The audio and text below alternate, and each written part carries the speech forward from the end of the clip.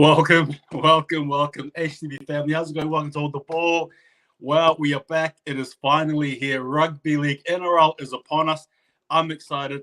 I've got a very special guest here. It's Wobblin Jaw Sports. Please introduce yourself. How are you going? What's been happening? And are you excited?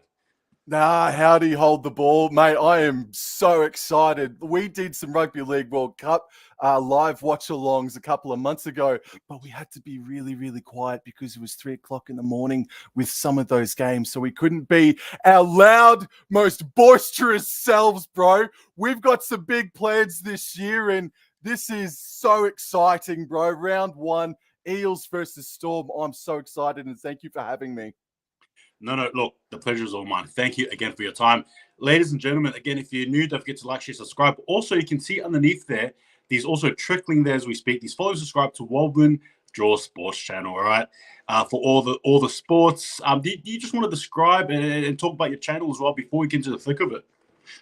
Predominantly rugby league, but the world of AFL, rugby union, netball, the Olympics, the Rugby World Cup, that's all going to be introduced over the next couple of months. But if you are predominantly a rugby league fan or North Queensland Cowboys fan, come on over, and I hope I can get you to consider liking the content and subscribing to the channel after you've liked and subscribed to Hold the Ball. Awesome. Look, and again, guys, please do follow Wobblin Jaw Sports. Also, we were going to sort of, before we started, we actually were contemplating, I suppose, deciding who's going to call which team. But Wobblin Jaw actually suggested, stuff it. We're going to have a paper, scissors, rock match for everyone here to see. And basically, the winner will decide who they commentate on, I suppose. So it's all ad will be here, for ladies and gentlemen. There's no script. It's as you see it. So I suppose in saying that, without further ado, let's go for it. All right. One, two. Okay. Whoa. Okay. Let's do that again. All right. Okay. I'll start. Okay. All right. 1, 2, 3. Okay, you win. Okay, you win, bro. All right. Okay. I'm going to pick. I can't believe I'm saying this. I want to pick the Storm. I'm going to pick the Storm. Okay. Disclaimer: I don't like the Storm at all, but I'm going to pick them, and I'm just going to go with it. So that means you have the Eels. Sam, we all know it's the talking stops now, right? The hype videos, all of that stuff is done. It's round 1. It's the opening game. What are you expecting from these two really strong big clubs heading into this one here? I think I'm going to take the unders in this one. I think both teams are going to be defensively sound more so than we're going to see brilliant attacking pieces of play. Even though, just looking at the stream now, that it's actually a warm, dry track out there at CommBank Stadium. So I would be taking the unders in this contest. For the Parramatta Eels, though, their weakness would lie in the inexperienced lack of cohesion in the back row. That would be a weakness point that the Storm will probably exploit. I would if I was the Storm coach. Conversely, though, the centre combination and the back line, I think, is a weak spot for the Melbourne Storm that I think the Parramatta Eels have enough talent to attack on and exploit as well. So the weaknesses for both sides, in my opinion, the Parramatta Eels back row and the Melbourne Storm's back line, but more zoned in on the centers and winger combinations. Okay. Yeah, look, I can't argue there. In saying that as well, the Storm, whether you guys know it or don't, they've actually got a very impressive round 1 record. And for those of you who don't know, it's actually a record they've held since 2001, I believe. So virtually every single round 1 game, they actually have never lost since losing to the Bulldogs. What are your thoughts on that stat? And do you reckon the Eels are out there to break this amazing record tonight? Oh, it's incredible. It's one of the best rugby league streaks in history, in the history of the game, to be honest with you.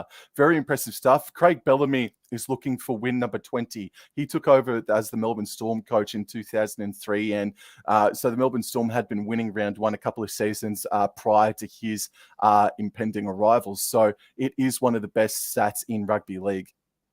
Yeah, look, I agree with you.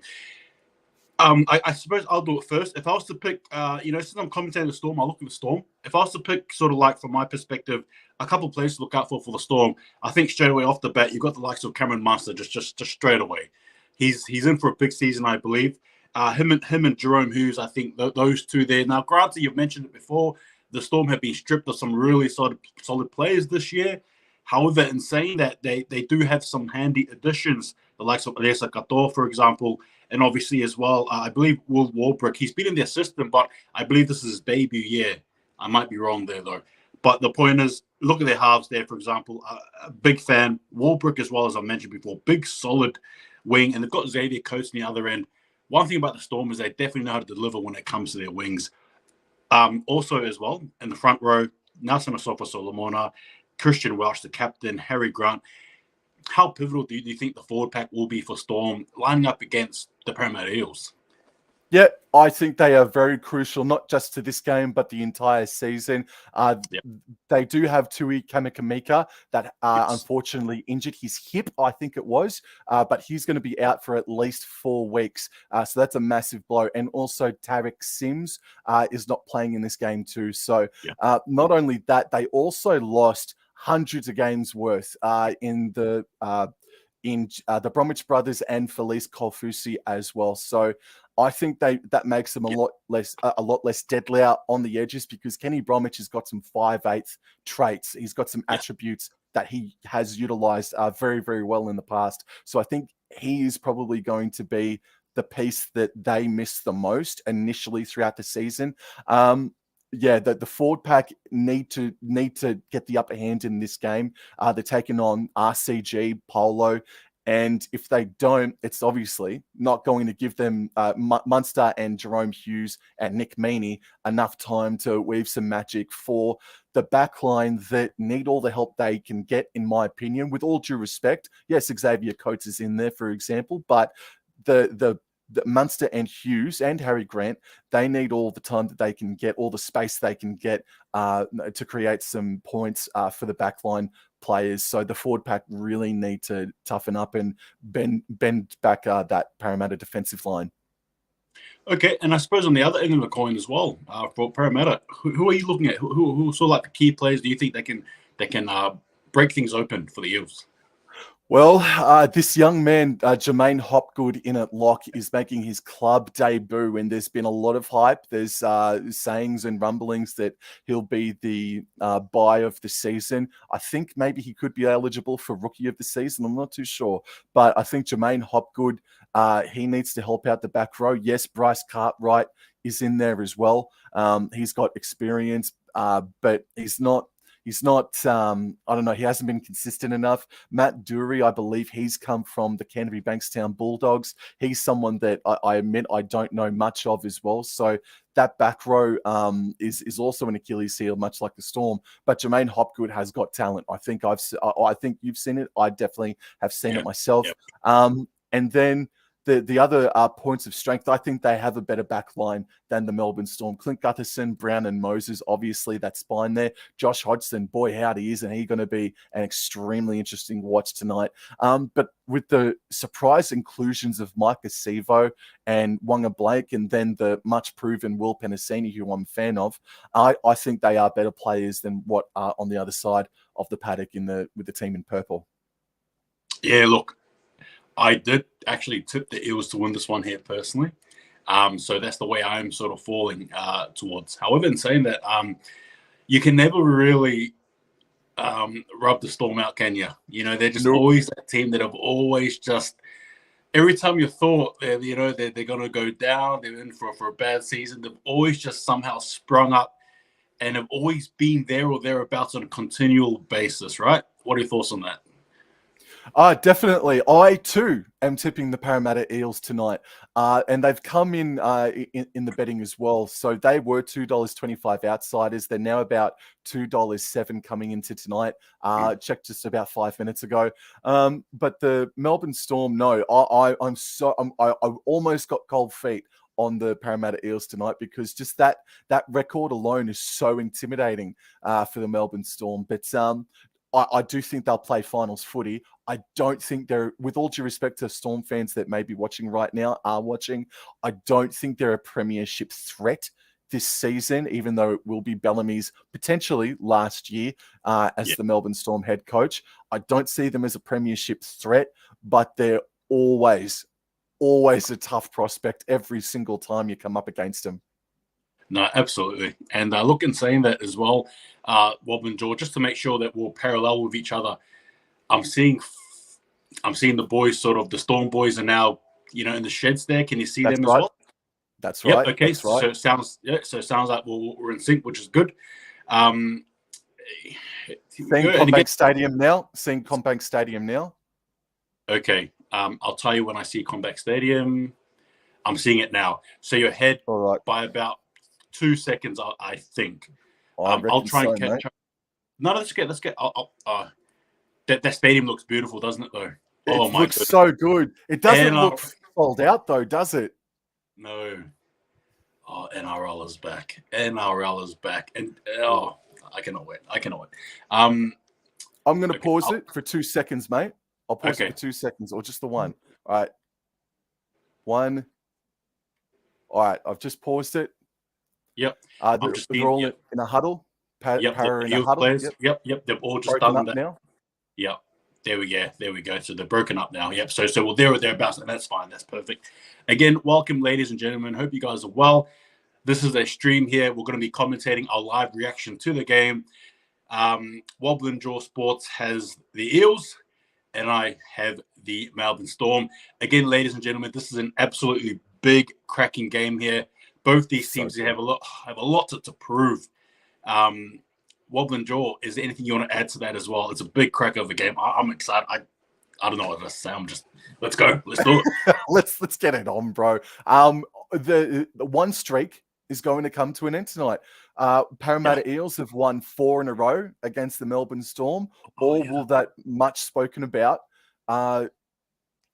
record for the Melbourne Storm in round 1 come to an end tonight? And it's not because I dislike Melbourne. It's not because I want to see it end. I am tipping Parramatta tonight because I do think that they will have better. They'll have a few more points in them as we see the Melbourne Storm run out. And I wasn't very impressed by Melbourne Storm's trial form, but trial means nothing when the season is mere seconds away from kickoff. Let's get this season underway, mate. Oh, I'm just so happy. I'm elated. I am all these good words. Euphoric. I am everything you can describe as positive and good here. I cannot wait. The Storm are out. The Para Boys will be out soon. Like you said, 2 records are on the line here. Granted, for me, I don't like the Storm, so please just destroy it. Just destroy that record. But look, in all seriousness, though, I cannot wait. Both these teams, like I said, have a big point to prove. And I'm just seeing Gutherson now just leading the boys out. And again, the Para Boys look very, very ready here. And Wobblin Jaw, Mitch Moses, has he, just to clarify, he's signed the deal, right? Yes? No. Let's not put words in people's mouths today. No.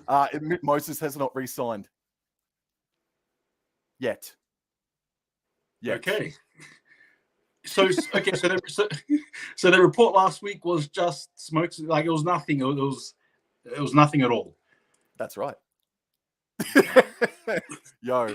All right. Now, so I'm commentating Parramatta. Hold the Ball's commentating Melbourne Storm.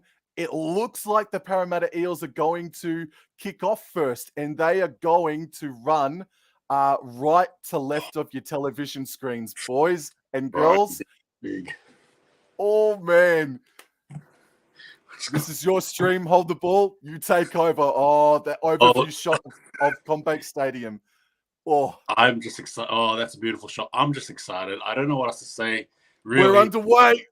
It's happening. It's happening. Here we go. All right. Here we go. And with the ball here. Big hit up there. And there was a big run up there by Welch there to start things off there. And I was passed on. Who's this with here with the ball? Apologies. Number 11 there for the Storm there. Sorry, guys. Give me 2 seconds. Loro. Now heading it off to big run there by Nelson. Asofa Solomon there with the ball. But he gets wrapped up well there again. Oh, he still managed to sort of run there. Wrapped up well there by the Eels players. And now Harry Grant there on dummy half straight off to again, number 10 there, and Christian Welch, the captain of the Melbourne Storm. Harry Grant there, fourth tackle now, straight onto the breadbasket there, and a good run there by Meany, that looks like, but he's tackled there in the fifth and last. And obviously Melbourne Storm looking to capitalise here. Big kick there by Jerome Hughes. Alrighty, Melbourne Storm made 40 metres, and Marcus Sevo has his first touch for 2023. Reminding everyone he did play in the trials, and he's going to play the ball right on the 20-metre line. The ball comes more infield to Wonga Blake. Wonga Blake makes about 7 odd metres there. Looked like a really heavy shot. I don't know. There was a bit of a conjecture there from Clinton Gutherson, and there's big Isaac Lumi, who carts it to the 40-metre line. A late inclusion due to an injury to Bailey Simonson. And there's Regan Campbell-Gillard, who is going to play the ball on the 50-metre line. It is a dry surface out there, and that's a really nice play from Hodgson to Polo. Polo turns his back, passes to Moses in jersey number 11 is Bryce Cartwright, I believe. Bryce Cartwright plays the ball, and there's a big kick from Moses. Now it's collected here by me. It looks like Meany there with the ball. Gets wrapped up well, though. You got big junior bowler as well, adding more weight to that. Jerome Hughes now acting dummy half, about 20 metres out from there, and from the Eels try line, there's the Storm there, and I believe there's Warbrick there with the ball. New Zealand Sevens International there. Grant with the ball now off to Munster. Munster, number 5 here. That's Xavier Coates, but it gets wrapped up well there. And again, Storm with the ball. Bit of a scoot and run there from Munster. Bit of a show and tell, but he passes it wrong there. And I think it's Eels' ball. Yes, Josh Hodgson. It wasn't more of a strip. I think it was more of an intercept. Munster tried to find Trent Liero, but Hodgson was right there. And Hodgson was very famous for always pitching the ball when he was a Canberra Raider. Here's the second tackle now. Will Penasini playing the ball right on the halfway line. Hodgson finds, is that Mitchell Moses just taking the cut? No, I'm sorry. It's Matt Dooley taking the ball up. Tackle number 3 now, just short of the 40-metre line in Melbourne Storm opposition territory. Regan Campbell-Gillard promotes the ball just a couple metres over that 40-metre line. Fourth tackle now, their midfield. The ball goes left from Josh Hodgson. Hopgood, Moses continues out left, but Dylan Brown just drops it like a cold bloody spud, and we're going to have the first scrum of 2023. No, we're not. There's a penalty. There's been a penalty. It looks like it could have been given away from Jerome Hughes, or it was a late hit on Mitchell Moses. So we'll just wait to see a replay. Hold the ball. Yeah, look, it was a good attack anyway. And obviously we thought Dylan Brown was... Gee whiz. That's your old mate, Alicia Katoa, bro. That is a late shot. That is a late shot. And, look, words unfortunately escaped me there. But, it is a penalty, and obviously, rightly so. It's Para's ball. And unfavorable position there if you're a Storm player, Storm team. Hold the ball. Would you take the 2 or take the tap? Oh, look, it's early days yet. I think they're still in the feeling up process. Go for a bit of a run up the guts. Yeah, man. Yeah, dude. Just seeing the crowd now, it looks like it's half full. If this was a Friday night, I reckon it'd be completely full. But Thursday night, it is what it is. And they're all craving footy just as much as Hold the Ball and myself. And they are taking the shot at goal. So from about 30 odd meters, not completely on the far left touchline, kicking right to left. Mitchell Moses, he was a sharp shooter in 2022. Apologies, 20 meters out. And it's good. It's good. The first points for the 2023 NRL season is a penalty goal to Mitch Moses, and that's Parramatta 2, Melbourne Storm 0 after only 5 minutes of play. Look, I will say it was a very conservative approach to, decide to go for the 2 points there. However, hey, it's 2 points. You're in front, and I suppose you can just sort of build that lead there if you're the Parramatta Eels. For the Storm, again, they look like they're losing the battle early, and I'm actually quite surprised because Storm tend to be the strongest of the two opponents there. However, Eels just looking very good early, Wobblin Jaw. Yeah, Hodgson, Polo, and Moses have connected twice now inside the first 5 minutes, and they look pretty sharp. They look really well conversed. As Melbourne Storm, they kick off, and Melbourne Storm, they are running left to right. Parramatta Eels right to left. And here's Regan Campbell-Gillard, met there by Josh King, just over the 10-metre line, 15 metres out. Hodgson passes the ball right, further infield. Bryce Cartwright now hits the ball up over the 20-metre line. Tackle number 2, Parramatta Eels 2, Melbourne Storm 0. There's Junior Paulo. Looks like he got a slap across the face by Cameron Munster just quietly, but it's play on. He'll play the ball on the 30-metre line. Josh Hodgson continues the phase out to the right-hand side, and it looks like that's Matt Dury or Mitch Moses that took the ball up. It was Dury. And here in jersey 13, Jermaine Hopgood. That's a nice carry. They made about 50 metres on the play, and there's Moses putting in the kick. And just quickly as well, Wobblin Jaw, I'm sorry for doing this, but I've just got a comment here that said, condolences to RCG's mother passed away. I just want to send condolences as well to RCG. It's wow, you know, again, condolences there. Sorry about that, Wobblin Jaw. No, I'm sorry, but condolences as well. Oh, that's awful news. Oh my God, wow. Yeah, apologies. Yeah, just condolences there. Now we have Harry Grant there with the ball. Now it's on the third tackle here, straight on to and there's a big run up there by, apologies there. There's a 40-20 attempt. 40-20 attempt. But Gutherson's got it. Gutherson searching for a bit of space now, and he's going to be met by Jerome Hughes about 15 metres away from the Melbourne Storm try line. The ball's going to come back infield, and there's Mike Acevo now with his second hit up of the game. Going to play the ball now on the 20-metre line. There's Isaac Lumi. He'd know about the Melbourne Storm. He played for them in 2000. He breaks away from a tackle. That's a great run from Isaac Lumi. He's going to play the ball 5 short of the 40-metre line. Fantastic hit up. And there is a penalty now to the Parramatta Eels because it looks like your man, Alicia Katoa, and/or Nelson Asafa Solomona either gave him a bit of a facial rub or were kicking or trying to get the ball out of the grasp now. And that's a great touch finder there. As we see the replay, the tap the ball is going to happen about on the 40-metre line as we still see the replay. And here's the first hit up of this new set. That's 2 penalties now inside the first 8 minutes. Junior Paulo is going to play the ball now midfield about 5 metres short of the 20-metre line, and there's Regan Campbell-Gillard. That's devastating news, what you just said, mate. On the 20-metre line. The ball continues to go out right, a flat pass to Matt Dury, and he makes about 12-odd metres. Munster's trying to look for the strip, but can't get it. Tackle number 3, 10 metres out now from the Parramatta Eels. Can they score the first try of the season right here and now? Hopgood, Paulo, long pass to Wonga Blake by Moses Brown. Back on the inside. Is Isaac Lumi and Brown. There's now been a 6 again given away from the Melbourne Storm. Poor discipline here from the guys from Victoria. Brand new set on the extreme left edge. Ball comes back in field, find Moses, and he offloads it to Junior Paulo, who offloads it in dangerous circumstances. Finds Matt Dury. Well Penasini to Isaac Lumi, but he did not score. Wow, what a play hold the ball.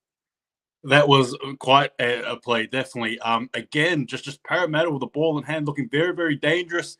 Unfortunately for them, I don't think it was the defense as much as it was just the positioning of the ball there for Lume. Unfortunately there for the Parramatta Eels, but for Storm, now we're just going to... No, we got Warbrick. We got the ball there with Munster, who's hitting it up like a prop there, and he gets tackled, and it's tackle 0 as well there. Harry Grant there with the ball now. Dummy half off to Warbrick.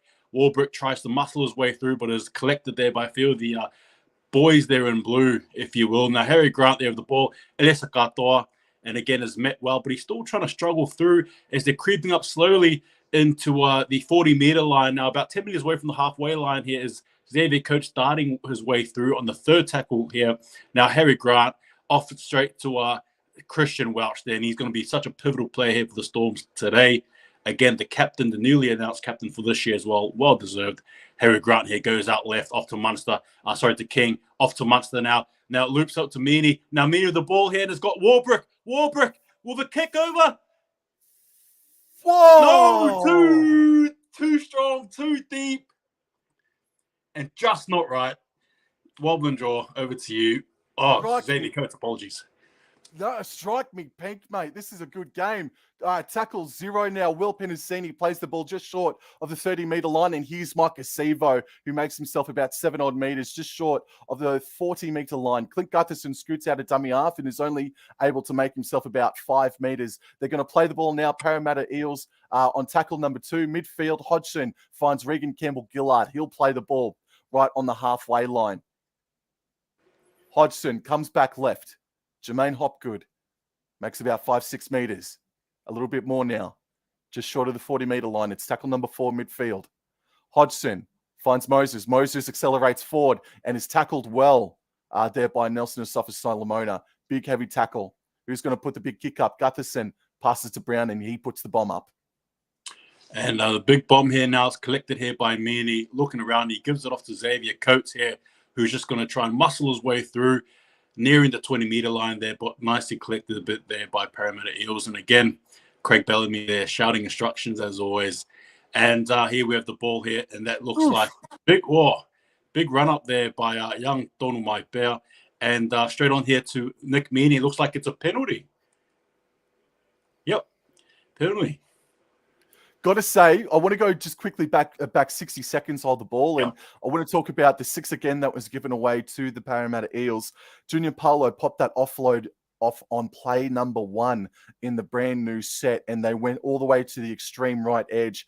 Look, we're not first graders, obviously. I'm not a first grader, sorry. But, man, that was something that they did a lot of in 2022, the Parramatta Eels. They played their ball, played their hand too much, and it caught bit them on the hand a little bit there a couple of minutes ago. Sorry, hold the ball. Thank you.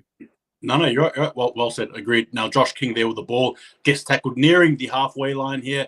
And Nelson Asafa-Solomona now, bumps his way through there. But again, at the same time, respectively, strong tackle there from Para. And it's a knock on. It's a knock on. Are we going to see a challenge?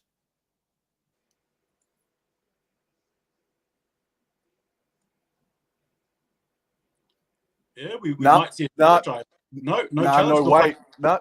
No. 10 seconds. Over to you, Wobblin Jaw. Wow. There you go. So 10 seconds have gone by. Look, Parramatta Eels, they're definitely the better of the teams so far. But yeah, Isaac Lumi is defending very much more in. He's not kind of staying on his man. He's given too much space to the Papua New Guinean international and Xavier Coates. So that's something that they need to rectify quickly as Josh Hodgson passes the ball a long way to Will Penasini from the scrum, and he'll play the ball now just short of the 40-meter line. Here's Isaac Lumi, and he only makes a couple of meters there. Good defense there by Cameron Munster, but a 6 again has been given away and by Cameron Munster. I think that might be his second infringement tonight. There's Jermaine Hopgood cutting the ball up now a further 7 odd meters. Second tackle midfield. And we've got Regan Campbell-Gillard. Looks like he was going to go for the offload there, but decided to hold on to the pill. The Parramatta Eels now are 30 meters out. Jermaine Hopgood. Moses continues out left. Cut out pass to Wanga Blake by Brown, and Blake is going to be tackled on the 20-meter line. 20 meters out now. Ball Cartwright, Brown, Junior Paulo, and Paulo looks like he's going to be wrapped up a little bit beyond the 20-meter line. So they're going to play the ball about 15 meters out. Hodgson goes the short blind side, puts in a grubber kick for Wanga Blake, and that earns them a repeat set. Well done, Hodgson. Wow. I'll tell you what, Hodgson is definitely adding to their attack very early in this game. Wow. Yeah, I like what Hodgson's done so far, mate. He looks really good. So play has not resumed just yet. Still waiting for the resumption. They got 10 seconds to boot the stitching out of the ball. They're sprinting to the goal post. There's only a few seconds left. And they're going to go for a short dropout. Oh, and it's a knock-on by Parramatta Eels. It worked for him. Oh, strike pink. Walbrook there for the ball, 10 meters out from the try line here. Nelson Asafa-Solomona going to card it, and he does one-handed offload there. Munster with the ball in hand, doing well to just hold on to it. Gets tackled, though, and tackle 2 now. Christian Welch just going to barge it up forward. Big hit up there, but is met well. And he offloads it to Harry Grant, who unfortunately does not hold the ball. and Melbourne Storm. It's just been the general theme from early, hasn't it been? Wobblin Jaw. Bugger me, mate. Look, it is just round number one, and you probably, in my opinion anyway, I give a bit of grace on ball handling for the first 3 rounds or so. But Melbourne Storm, they were bad completionists in 2022. So this isn't nice signs at the moment. But yeah, a couple of strange decisions from Parramatta Eels are just letting the Melbourne Storm off the hook. Yeah, look, they are, but if the Eels should definitely wisen up here and try and get some points. So we'll see what happens. And here we go from the scrum. It's a scrum-based play.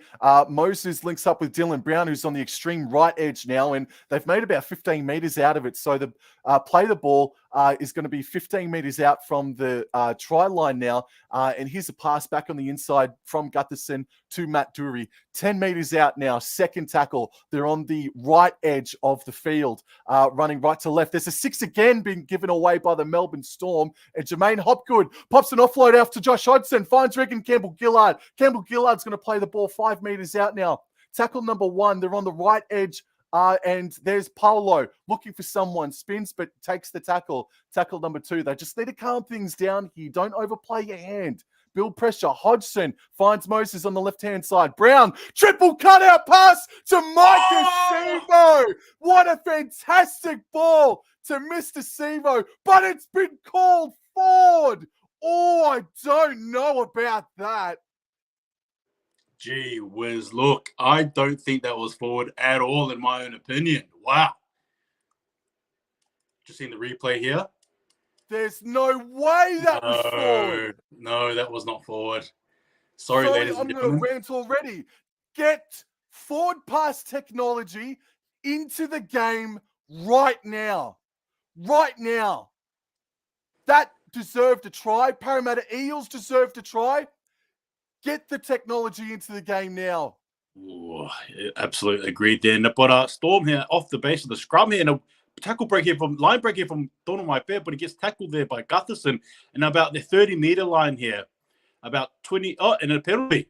Wow, and just like that, it's just been turned upside down there for the Parramatta Eels. Wow.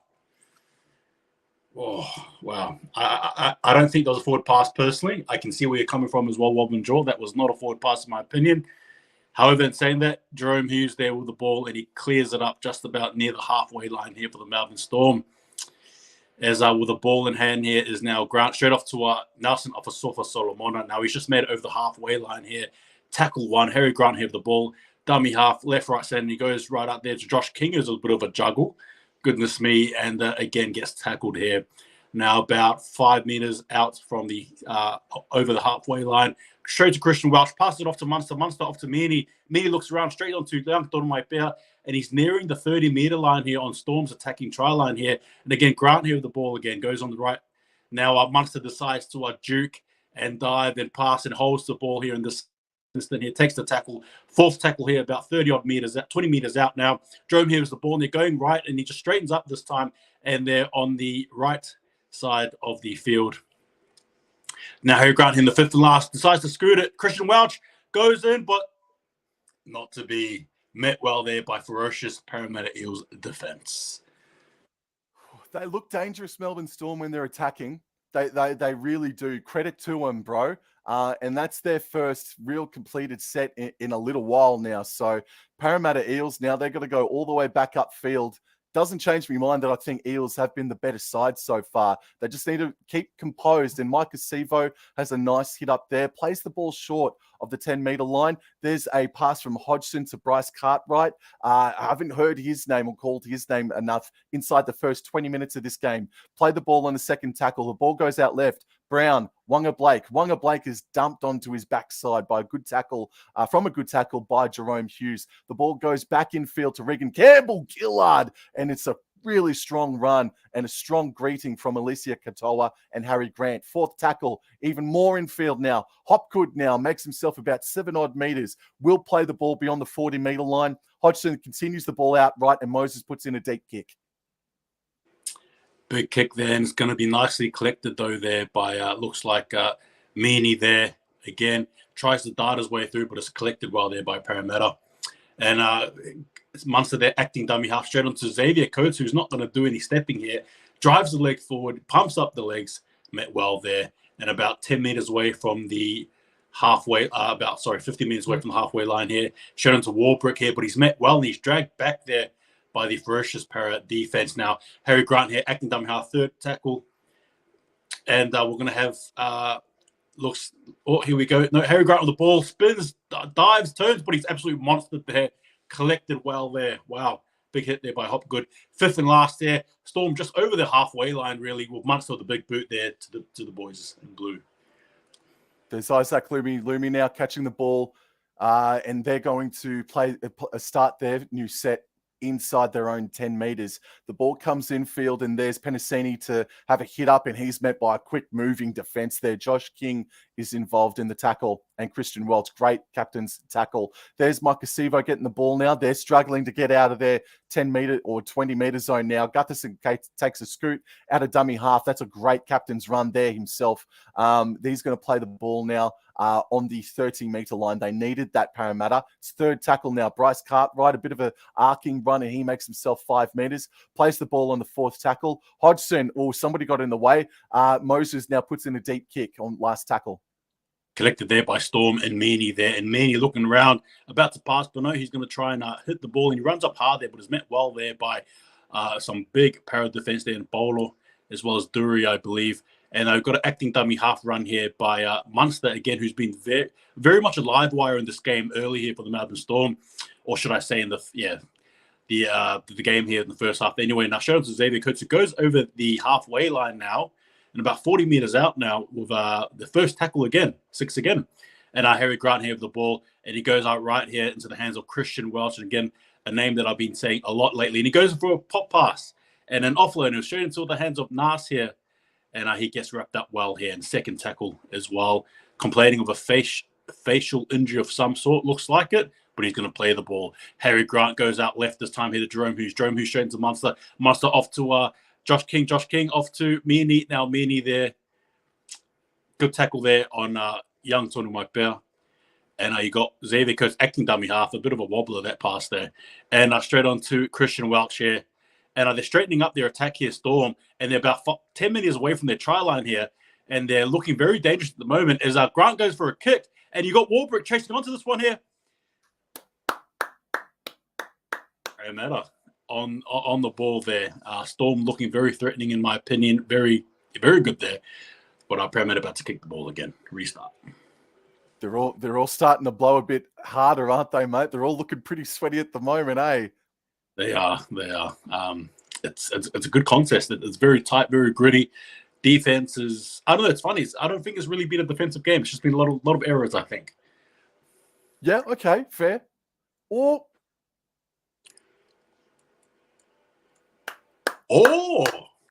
Nice. Wow. Short dropout taken. High short dropout taken by Parramatta. And Parramatta win the ball back. So that's 1-1 so far as short dropouts go. So tackle number 2, there's Wanga Blake. And he's going to play the ball on the 20-meter line. It's third tackle now. Midfield. Jermaine Hopgood. He's had his hands on the ball a lot inside the first 25 minutes of this game. 30-meter line, pass to Junior Paulo. Fourth tackle, and he's going to play the ball a couple meters short of the 40-meter line. Moses puts in the deep kick on fifth. I think Fox League are mucking around with the tackles on me, mate. All good. Yeah, look, we have a return here by Meaney there. Yeah, look, to be fair, my care has been too flash, but we keep going along. As Warbrick there soldiers his way through their barnstorming run, and about 5 meters away from the halfway line here, the Storm, and Christian Welch again, just doing what props do, what captains do, just be there at the right time, the right place. And now you got Harry Grant here on the halfway line here, and Elias Akatoa with an absolutely barnstorming run. I repeat, barnstorming as Harry Grant gets off that one there. And Munster with a chip kick. And you got Xavier Coates chasing you in the corner there. But it's just too deep, just too strong. Similar to the other kick there beforehand when the Storm were trying to score a try there. Wow, it's frantic. It's very hectic so far. It's been a very quick 25 minutes. I've really enjoyed the game. Or there have been errors. I still think this has been a pretty damn good quality game of rugby league for the first game in the first round, bro. I think the players are now just going to take a few more deep breaths now. Gutherson just walking it back. He's going to play the ball in the 10-meter line. Hodgson passes back on the inside infield, and in jersey number 15, the interchange benches have been started to mucked around with. Could be Weremu Greg.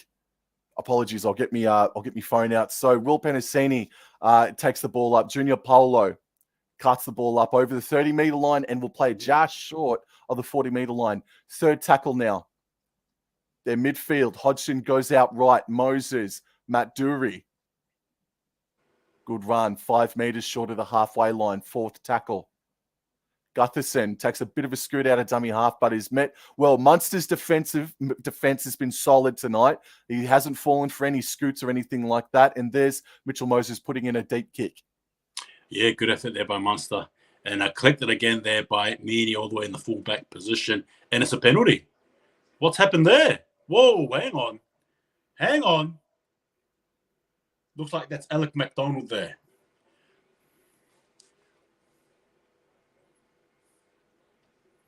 We're just seeing the replay. No. Oh, wow.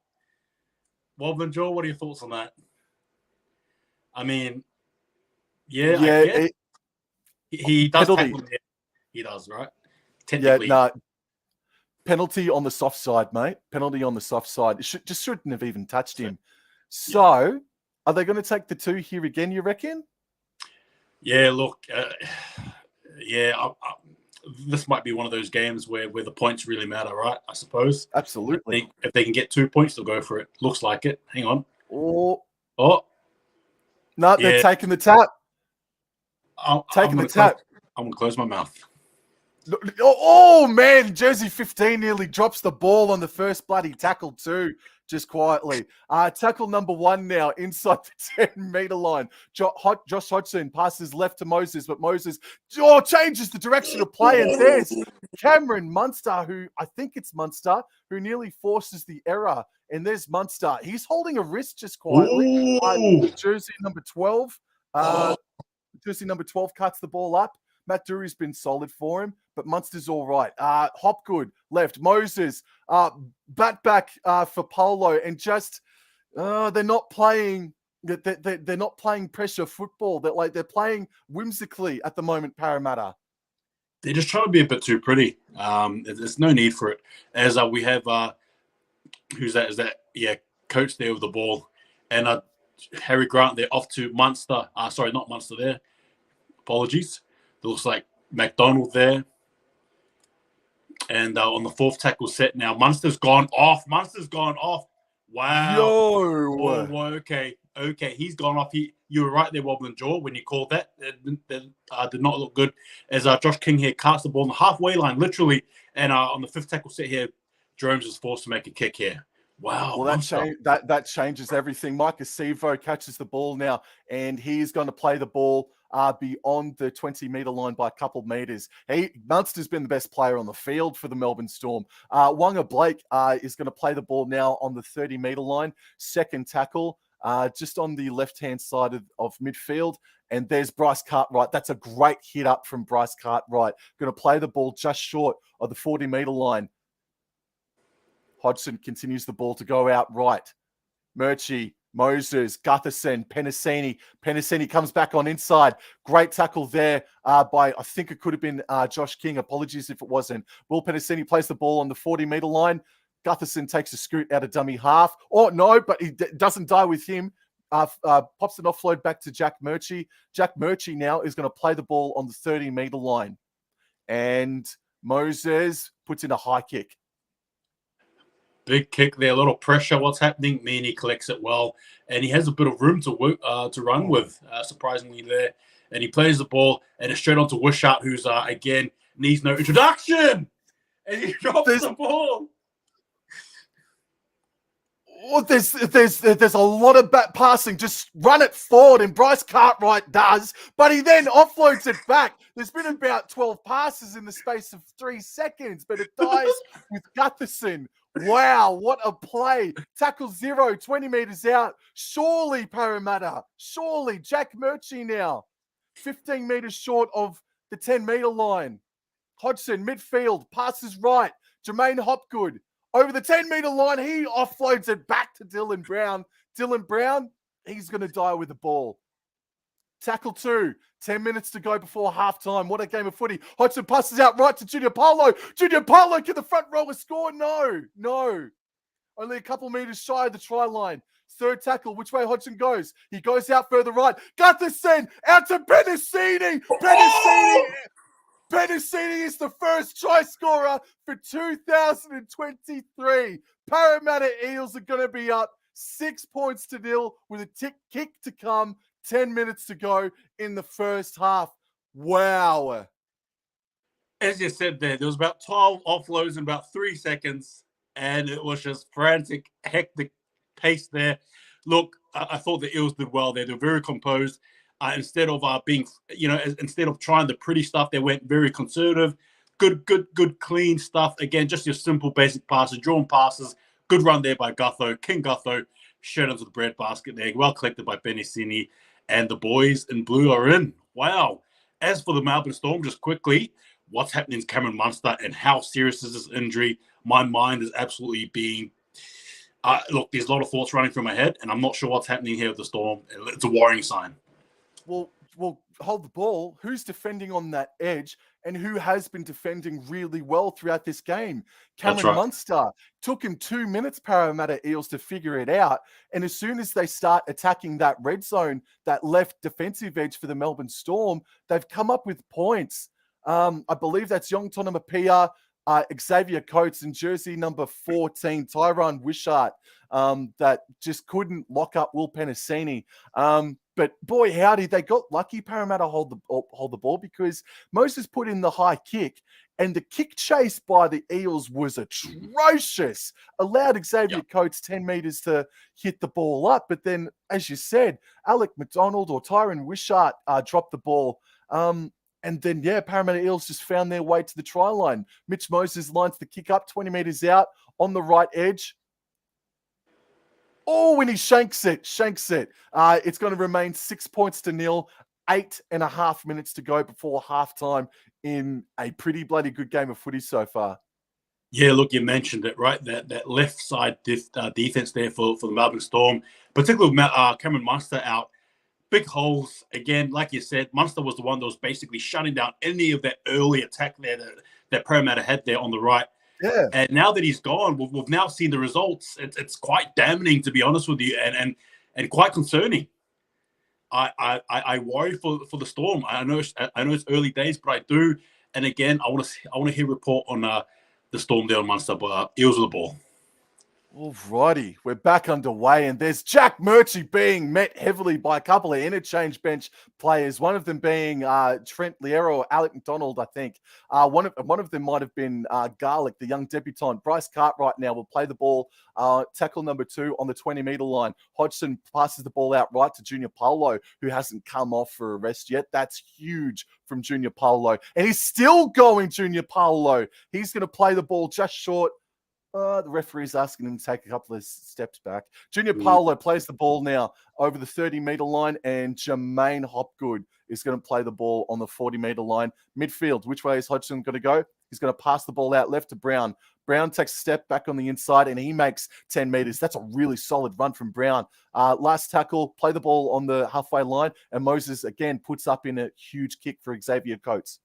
That's it. And collected there by Xavier Coates, and he's just going to do what he does best. Collects the ball, and he's just going to try and run as hard as he can. And he's met well there by the Parramatta Eels, though, to be fair. And you have there, again, looks like, bit of a juggle there, but thankfully collected there. And you have Nick Meaney, who I think is acting dummy half.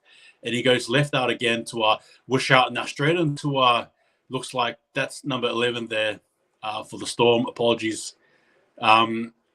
Goes out right this time here. Looked a bit forward to me. But anyway, McDonald there with the ball in hand. And on the fourth tackle set here now, going out right here, sorry, Jerome Hughes decides to kick. Just kicks the ball here, and the Eels have it. It was an attempt at a 40-20, and Gutherson steps back on the inside, passes back, offloads to Mike Acevo. Oh, man, dangerous on tackle 1. Ball goes out. Oh, man, finds Wanga Blake and nearly had his head taken off by Josh King in the process. Tackle number 2 now, 10-meter line. Jersey number 16, there's big Wiremu Greg. Cuts the ball up about 8 or so meters. Play the ball on the 20-meter line. Isaac Lumi makes himself another hit up, plays the ball on the 30-meter line. Hodgson passes back on the inside to Gutherson. Nice. They got out of trouble there. Last tackle now. Hodgson finds Mitch Moses. Big kick there, and the Storm allowed it to bounce, but in the hands there of appears to be Xavier Coates, and again a nice collecting run there. He's met well there by the blue wall there, and now over here I think that's Wishart now off to Donald Mike Ben. He's going to try and collect some defenders. He's off to Hughes now shown into the hands there, and looks like that's Warbrick, but he's met well there by Parramatta Eels about 5 minutes out from the halfway line. Jerome Hughes acting dummy half, shown to Elias Katoa, and he tries to step his way around, collect it, but makes a few meters there, at least about 10 meters, I reckon, in that run there. Now we have here Harry Grant straight onto the left side, goes out left. Jerome Hughes misses a few, goes out left to Wishart. Wishart straight to Meany. Meany with the ball and holds it up to looks like Donald Mike Ben. He's trying to break the line there. He does okay, but it gets tackled. Now about 20-odd meters away from the try line here. Storm with the ball in hand.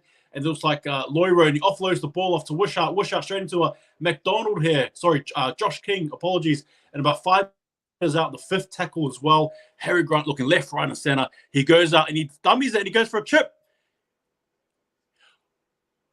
Knock on, just when they were about to get a 6 again. I think we're going to get a captain's challenge. I think that looked like a clean knock on to me in real time. We'll see what happens. Yeah. Look, I think it was played at by the Parramatta Eels, and that would have garnered a 6 again for the Melbourne Storm. But let's see if Jerome Hughes did, in fact, knock the ball on. I think he does, in all fairness. But yeah, you're right. It was definitely going to be a 6 again. Because it was played at by, I think that's Jack Murchie there. Oh, was it played at? I don't know. Anyway, the ball is rolling around there, and you can see these Josh King there, Hopgood trying to go for the ball. Knock on. Knock on. There you go. I think so. It's an accidental knock on by Josh King, though. Josh King knocks the ball out of Jerome Hughes' hands. If you see the replay, you can sort of see it there. Just look at Josh King's hand. Bang. Right there. Causes the fumble. Yep. Yeah, it came free of Jerome Hughes' right hand. Definitely. Definitely not. That's how I'd rule it. But I don't think the video referee is convinced. Yeah, of course. The video referee is going to try and find a way to get. No, I'm kidding. I won't say that. Look, there's a whole meeting going on here for a play that looks very obvious to us. Looks like a knock on. Okay, and now Ashley Klein is obviously hearing the calls up there from the boys up in the bunker. What's the decision? I think it's a knock on, in all fairness. I just saw up on the screen, challenge unsuccessful. And just a reminder to the viewers out there that we're watching this with no volume, so we are just relying on visuals. But also, if there's been news that's been said to you, the viewer, at home, you're watching it with the volume, let us know in the comments section below what the news might be about Cameron Munster, please. Update us as fast as you can, guys. So the Parramatta Eels now, they're going to win the scrum here. They should win the scrum. 10 meters out from the Melbourne Storm's try line. And I think that might be Wiremu Greg, the big front rower, a pass off the scrum. The big front rower. Jack Murchie now has a strong carry. Tackle 2. 20-meter line. Hodgson finds Jermaine Hopgood. Far out. He's living up to the hype just quietly so far. Hopgood plays the ball. Hodgson passes to Matt Dury. Oh, man, it's been called forward. Man, bugger. Wow, that looked very promising. Unfortunately there, though, for the Parramatta Eels, it doesn't sway their way. And in saying that, though, now Melbourne Storm get a chance to capitalise. That, yeah, look, I think that was a forward, in my opinion. They look forward to me. Just, in my opinion. But yeah, look, about 20 metres away now. Melbourne Storm now get a bit of advantage, a bit of wiggle room, if you will. And again, yeah, thanks again, Wobblin Jaw, for what you said before. If there's any details, any news about Munster, please let us know. We have no idea what's happening, and I'm very curious as to see what happens. Now, off the scrum here, shout out to Ramus Smith, who's been very quiet today. But I think that's just because they've been focused on the other side. But anyway, Jerome Hughes scoots it. An attempted intercept by Micah Stewart does not go to plan. Hang on, what's happening here? Oh, okay. So play on. Start again. A 0 tackle set there. Wishart with the ball about 20 meters out now from the try line here. Again, Melbourne Storm with the ball in hand. Now goes into Harry Grant, Alec McDonald. Again, big hard run there by the Auckland-born player there. And straight onto the hand there of number 13. That's Josh King. And about 10 meters away now from the try line. Melbourne Storm looking very, very damaging here. And again, another set restart as well to go with that. And again, big barnstorming run here by Loiro. And again, second tackle here. Parramatta Eels doing well to scramble, lining up there, ready to make tackles. Going out left here this time with Tony Waipea. And Xavier Coates gets the ball and he offloads it. And it looks like it was a juggle from Hodgson. And unfortunately, subsequently, a knock on there for Parramatta Eels. Good defense, but also at the same time, Storm, they just don't look quite the same, do they? I don't know. Just a little bit off their beat. Granted, it's a round one game. I get it, but yeah, wow. Especially with Munster not there. Gee whiz, it's not looking great, in my opinion. As Melbourne Storm here again with the ball scrumming now about 10 meters out from their try line here.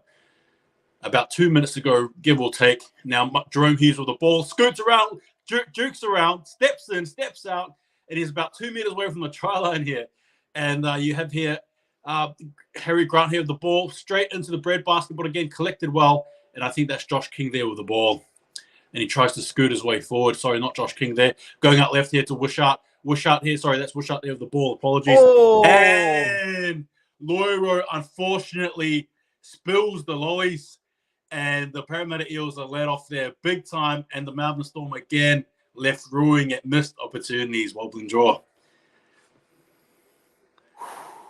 That was so nearly a try to Jerome Hughes. That was a great a tap dancing line that he ran. Credit to the Parramatta Eels defense, bro. But that's that Isaac Lumi and Wal Penasini edge, bro. There's just a bit too much space for Xavier Coates, and he's gone close 2 or 3 times now. But you're right, Cameron Munster, he might have iced that opportunity. Munster's off to the Warriors. Holy crap. The ball's got to have a party and run naked in the streets. So Wiremu grew on tackle number 1 and tackle number 2. I think that's Munga Blake. There's only 45 seconds to go in the first half. Ball continues to come back infield for Jack Murchie. Play the ball will be on the 30-meter line. Third tackle. Jermaine Hopgood. Bryce Cartwright. Cartwright will play the ball on the 40-meter line. Hodgson comes down the short side. Brown. Was there a sniff of a... Nah, could have been. I think there was enough space. I was thinking there could have been a Shepherd.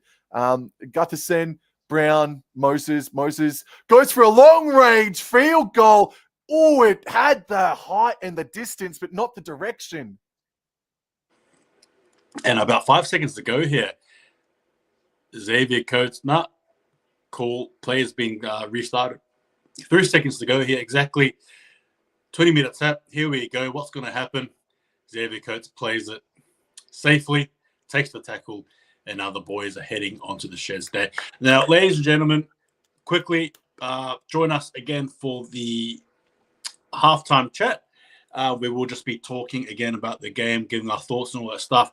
But as it stands, it's the Parramatta Eels in front, 6 to Melbourne Storm there, 0 there, in what has been a very, very gritty, tough, strong game. Wobblin Jaw, if you don't mind, what are your thoughts so far in the first half? Well, Parramatta Eels dominated Oh, it's a compound fracture. Breaking news. A compound fracture to Oh no. Cameron Munster's fingers. So that means bone has been exposed. It has broken the skin on one of Cameron Munster's fingers. That Oh, means he is going to be out for a couple weeks, Cameron Munster. Strike me pink. That's awful, awful news, bro. wow, there you go. Oh, wow. That's a big loss. That's a big loss for the Storm. And yeah, that's right. It's if it's compound, that means he's out for a few weeks, doesn't it? Wobblin Jaw.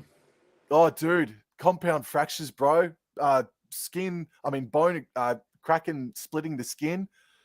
Oh, you poor bugger. And he made another tackle afterwards as well. But Parramatta Eels definitely deserved this 6-0 halftime lead. Should be up 12-0. There was an opportunity for Mike Acevo to score the first try of the season of the game, but it was deemed to be ruled a forward pass by, I think it was Mitchell Moses, if not Dylan Brown. Great ball by Dylan Brown or Mitchell Moses. Cut out pass to Sevo, but it wasn't meant to be. It was called a forward pass. Should have been a try. Sure. By the way, balls can float forward if it's passed backwards out of the hands. And then the Melbourne Storm, they were able to repel. To their credit, they were able to force a couple of mistakes, and their kicking game had the Parramatta Eels fighting hard to get out of their own territory. So and then the Eels, they were able to capitalize on a drop ball from the Melbourne Storm about 10 minutes before halftime, and Will Penasini scored that first try. So. Melbourne Storm, they still look dangerous. They're still in the game, clearly at 6 points to nil, but they do look good. But without Cameron Munster there, bro, it's their defense that looks like it could be very, very leaky in this second half. Yeah, well, you know, if all else fails, you can normally rely on your defense, and I think that's the only thing, in my opinion, that has sort of kept the Storm in the game. Now, granted, as you said, Eels have had their opportunities, and I still think they were robbed of a try, in my own opinion, respectively. However, at the same time as well, credit to the Melbourne Storm. Now, you're right. Cameron Munster is a huge, huge out, and we'll definitely get to the team stats as well for halftime, so we can give you guys the a lowdown on the stats. But just going back to Munster, with Munster being out, not only do they lose again that defensive grit as he was showing, but obviously he's a 5'8". He's part of that engine room that they need, ball in hand, attacking. Him being out is virtually Jerome Hughes dictating everything. You sort of saw Wishart as well, sort of playing that 5'8" role. He doesn't play that. So again, there's just a whole heap of missed positions of players going here, there, and everywhere, trying to mitigate what has been a big loss for him in Cameron Munster. And again, to touch on this game too, just briefly, it's a tough game from both sides. Both sides won it. This is virtually something you expect, running into the lead up of the finals, to be fair with you, in terms of just intensity. And it's just round one, first game, baby. So again, a lot to look forward to as we sort of near the other games too. But I'm excited. NRL is back. And I hope you guys are enjoying it just as much as we are. Wobblin Jaw.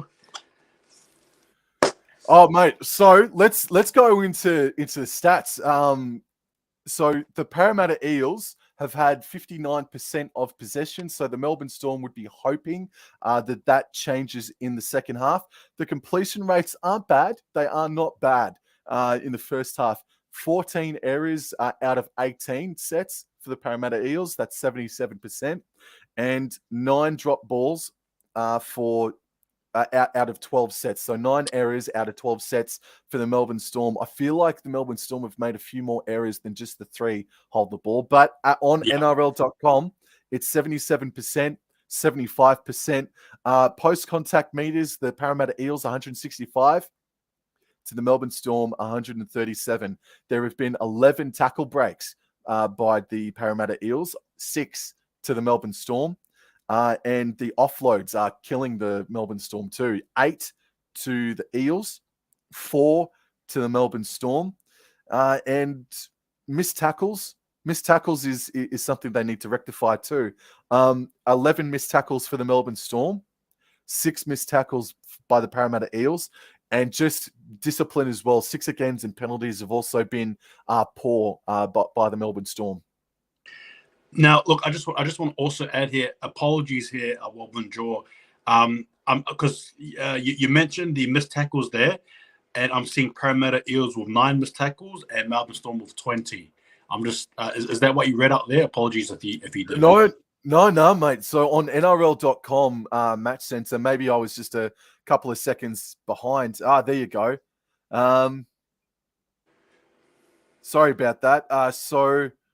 No, you're okay. You're okay. I've just refreshed it. No, I've just refreshed it, and it's just come up as exactly that. So struck me pink. I just got in a little bit too early, mate. Sorry about that, but let's go through that again since we got time, no bro. worries. So all right, so possession is 56%, 44% in favor of Parramatta.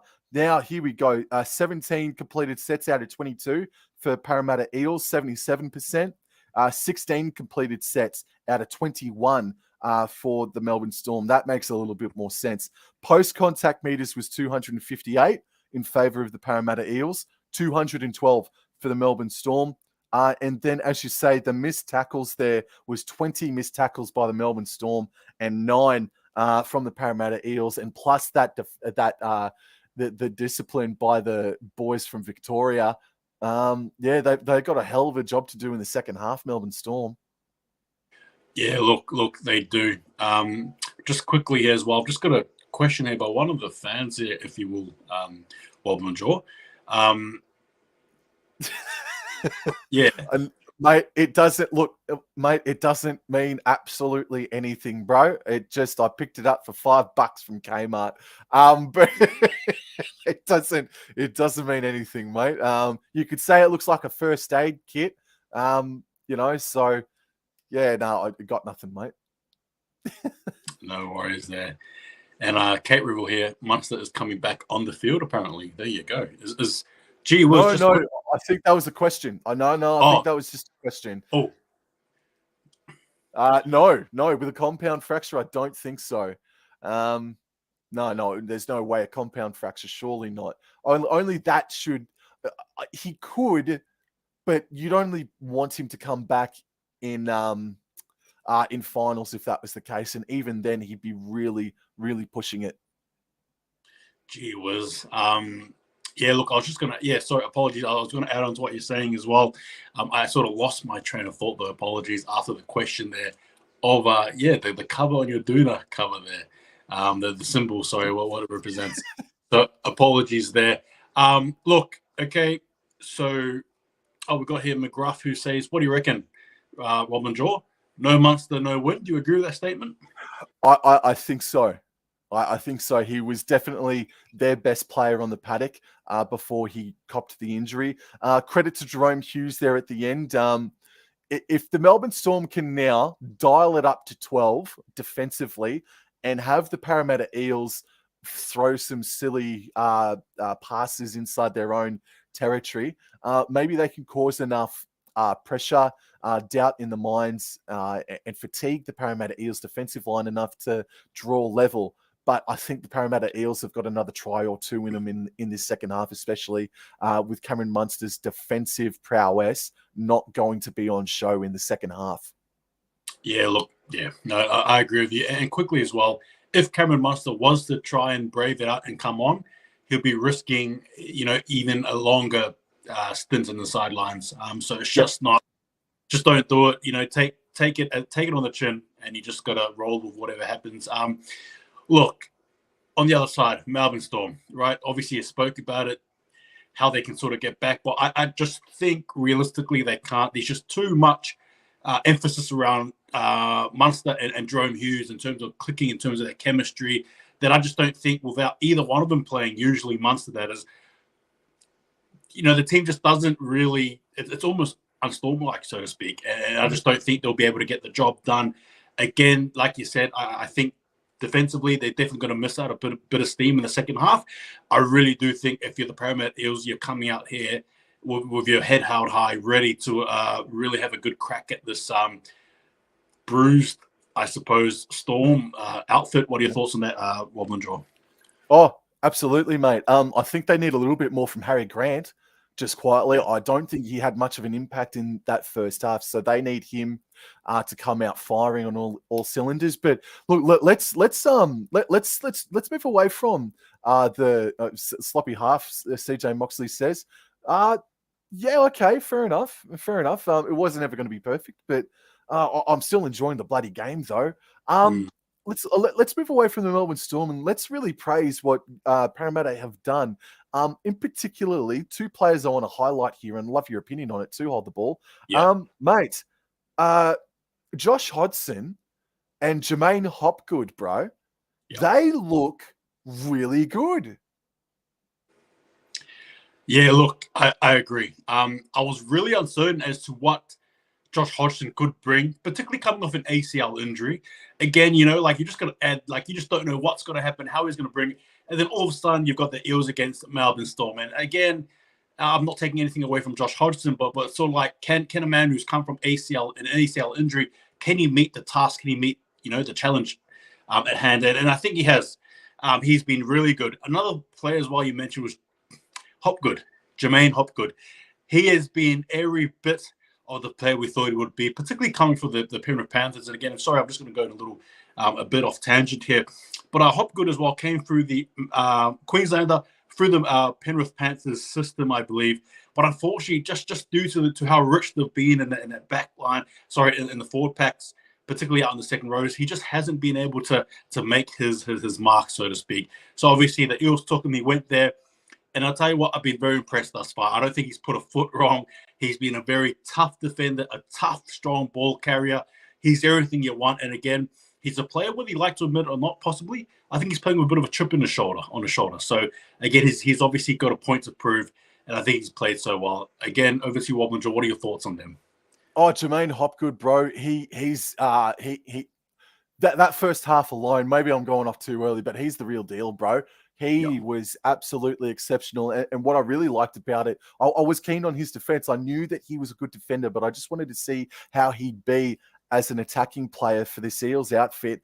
And a few different stages throughout that first half, Hodgson and Hopgood linked up together as first receivers sort of thing, and then popped the offload out to Moses and/or Dylan Brown. And that's another compliment to Josh Hodgson, is that there were many times inside that first half where Hodgson, Moses and Polo were able to have enough time, were able to execute properly, and it looked, the positions of the players looked absolutely pristine and pinpoint accuracy from Josh Hodgson. That those players do not come off as crisply as what they would like, unless if Josh Hodgson is having a barrier of a game, and he's not. He's actually finding the mark. He's directing traffic really well. I've been super impressed by Josh Hodgson, let alone that defensively as well. Hodgson has actually been really good for him. An intercept and a couple of try-saving tackles as well. Yeah, definitely. And just quickly, Zia, we have a bit of you got yourself a fan here, Wobblin Jaw. Yo, your latest YouTube video intro was very creative. I've nominated it for a Golden Globe. There you go. I think I'd be about $500 to win that Golden Globe, but that's really nice of you. Thank you very much, mate. But look, I hope you can come over and subscribe and like the content, Taylor, but don't do it before you subscribe and like Hold the Balls content, bro. So, Monster. Oh, he is. Is wow. he? He is. That's a big call by Bellamy.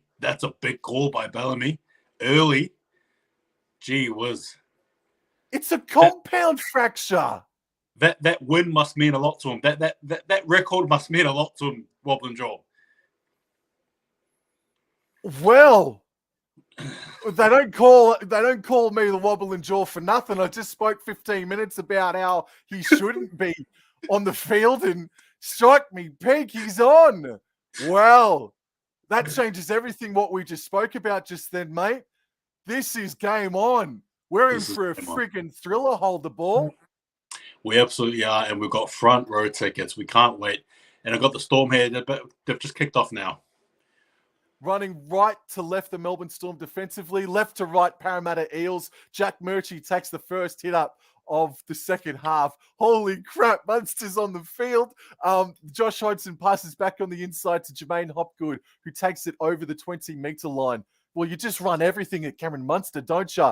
Wiramu Grigg is now going to play the ball on the 30-metre line, a little bit beyond it too. Munster being an absolute pest with a compound fracture in his finger. Then you've got Jermaine Hopgood playing the ball just short. Oh, he's knocked on, has he? Oh, nearly. He bobbled it in trying to get up. Jack Murchie takes the ball over the 40-metre line. There's a call for a high tackle by the Parramatta Eels, and here we are with Mitchell Moses putting in a deep kick. Gee whiz, and now collected here by, looks like Xavier Coates there with the ball, and he's just going to dart it forward. And again, I cannot believe that Munster is actually playing. Ladies and gentlemen, Cameron Munster's playing with a compound fracture. What does this do to him? As speaking of the man, acting dummy half, and he gets it out there, and a big carry there by, looks like Warbrick there, who's had an okayish first half. Again, Harry Grant there with the ball straight into Loiro there. And Harry Grant again, now about 10 metres away now from the halfway line. But you've got a good run there by Josh King, who starts at about 5 metres away now from the halfway line on the fourth tackle here now. Harry Grant looking left, right, centre, goes out right to Jerome Hughes shown to Elias Katoa, and he's just over the halfway line here in the fifth tackle now. And Harry Grant looking left now. I presumably Munster there with the ball in hand, and it is. And he goes for a big kick. And again, I'm just worried about that compound fracture. Goodness me.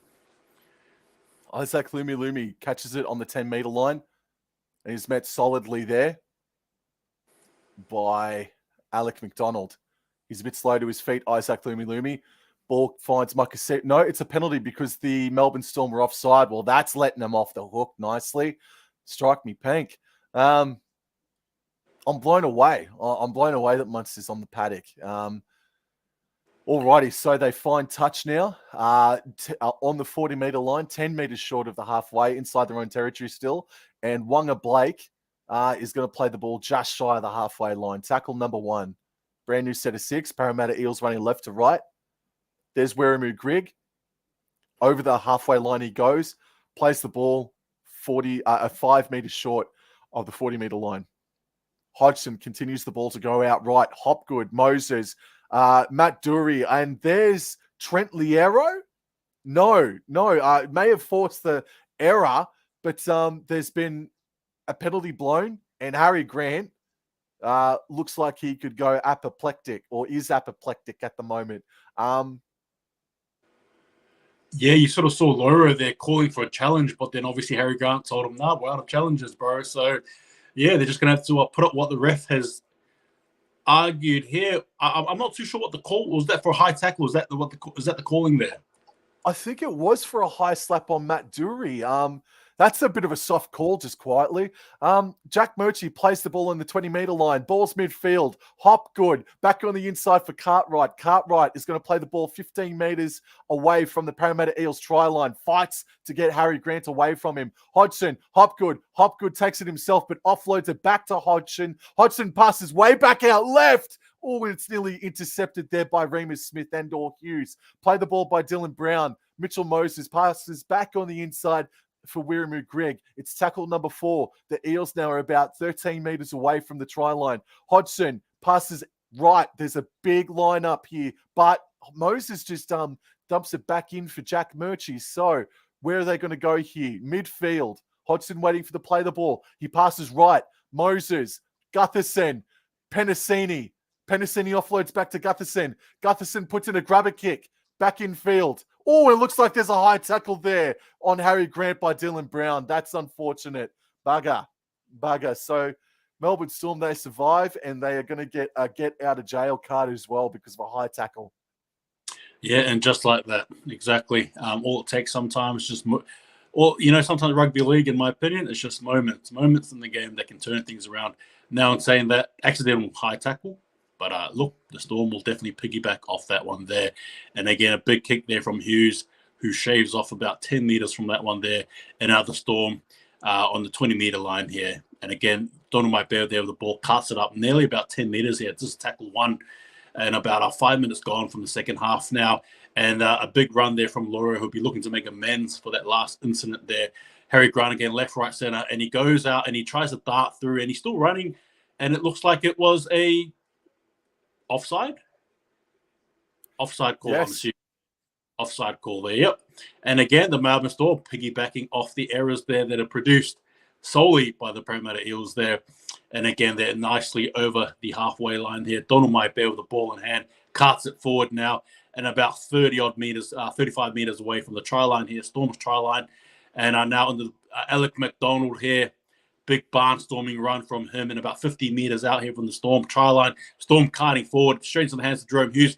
Hughes straight onto big Josh King there, who's just going to lead the pack forward there as he's been doing all night long.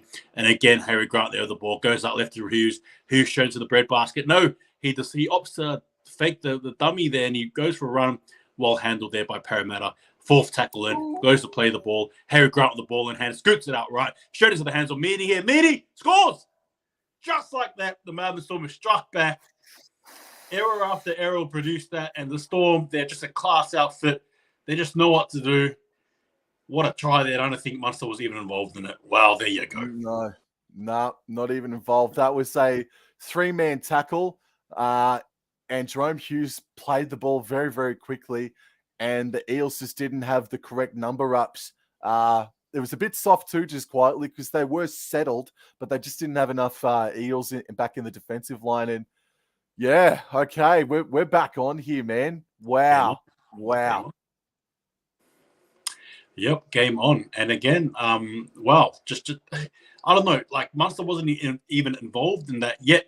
It just must be the presence that Munster sort of just has or brings into the field. And obviously, in some way, form, or capacity, he just somehow influenced that. But granted, a good run there by Jerome Hughes. But look, ultimately, it comes down to the errors there of the Parramatta Eels. It came off the high tackle, and then a bit of an offside call there by Jack Murchie, and the rest is history.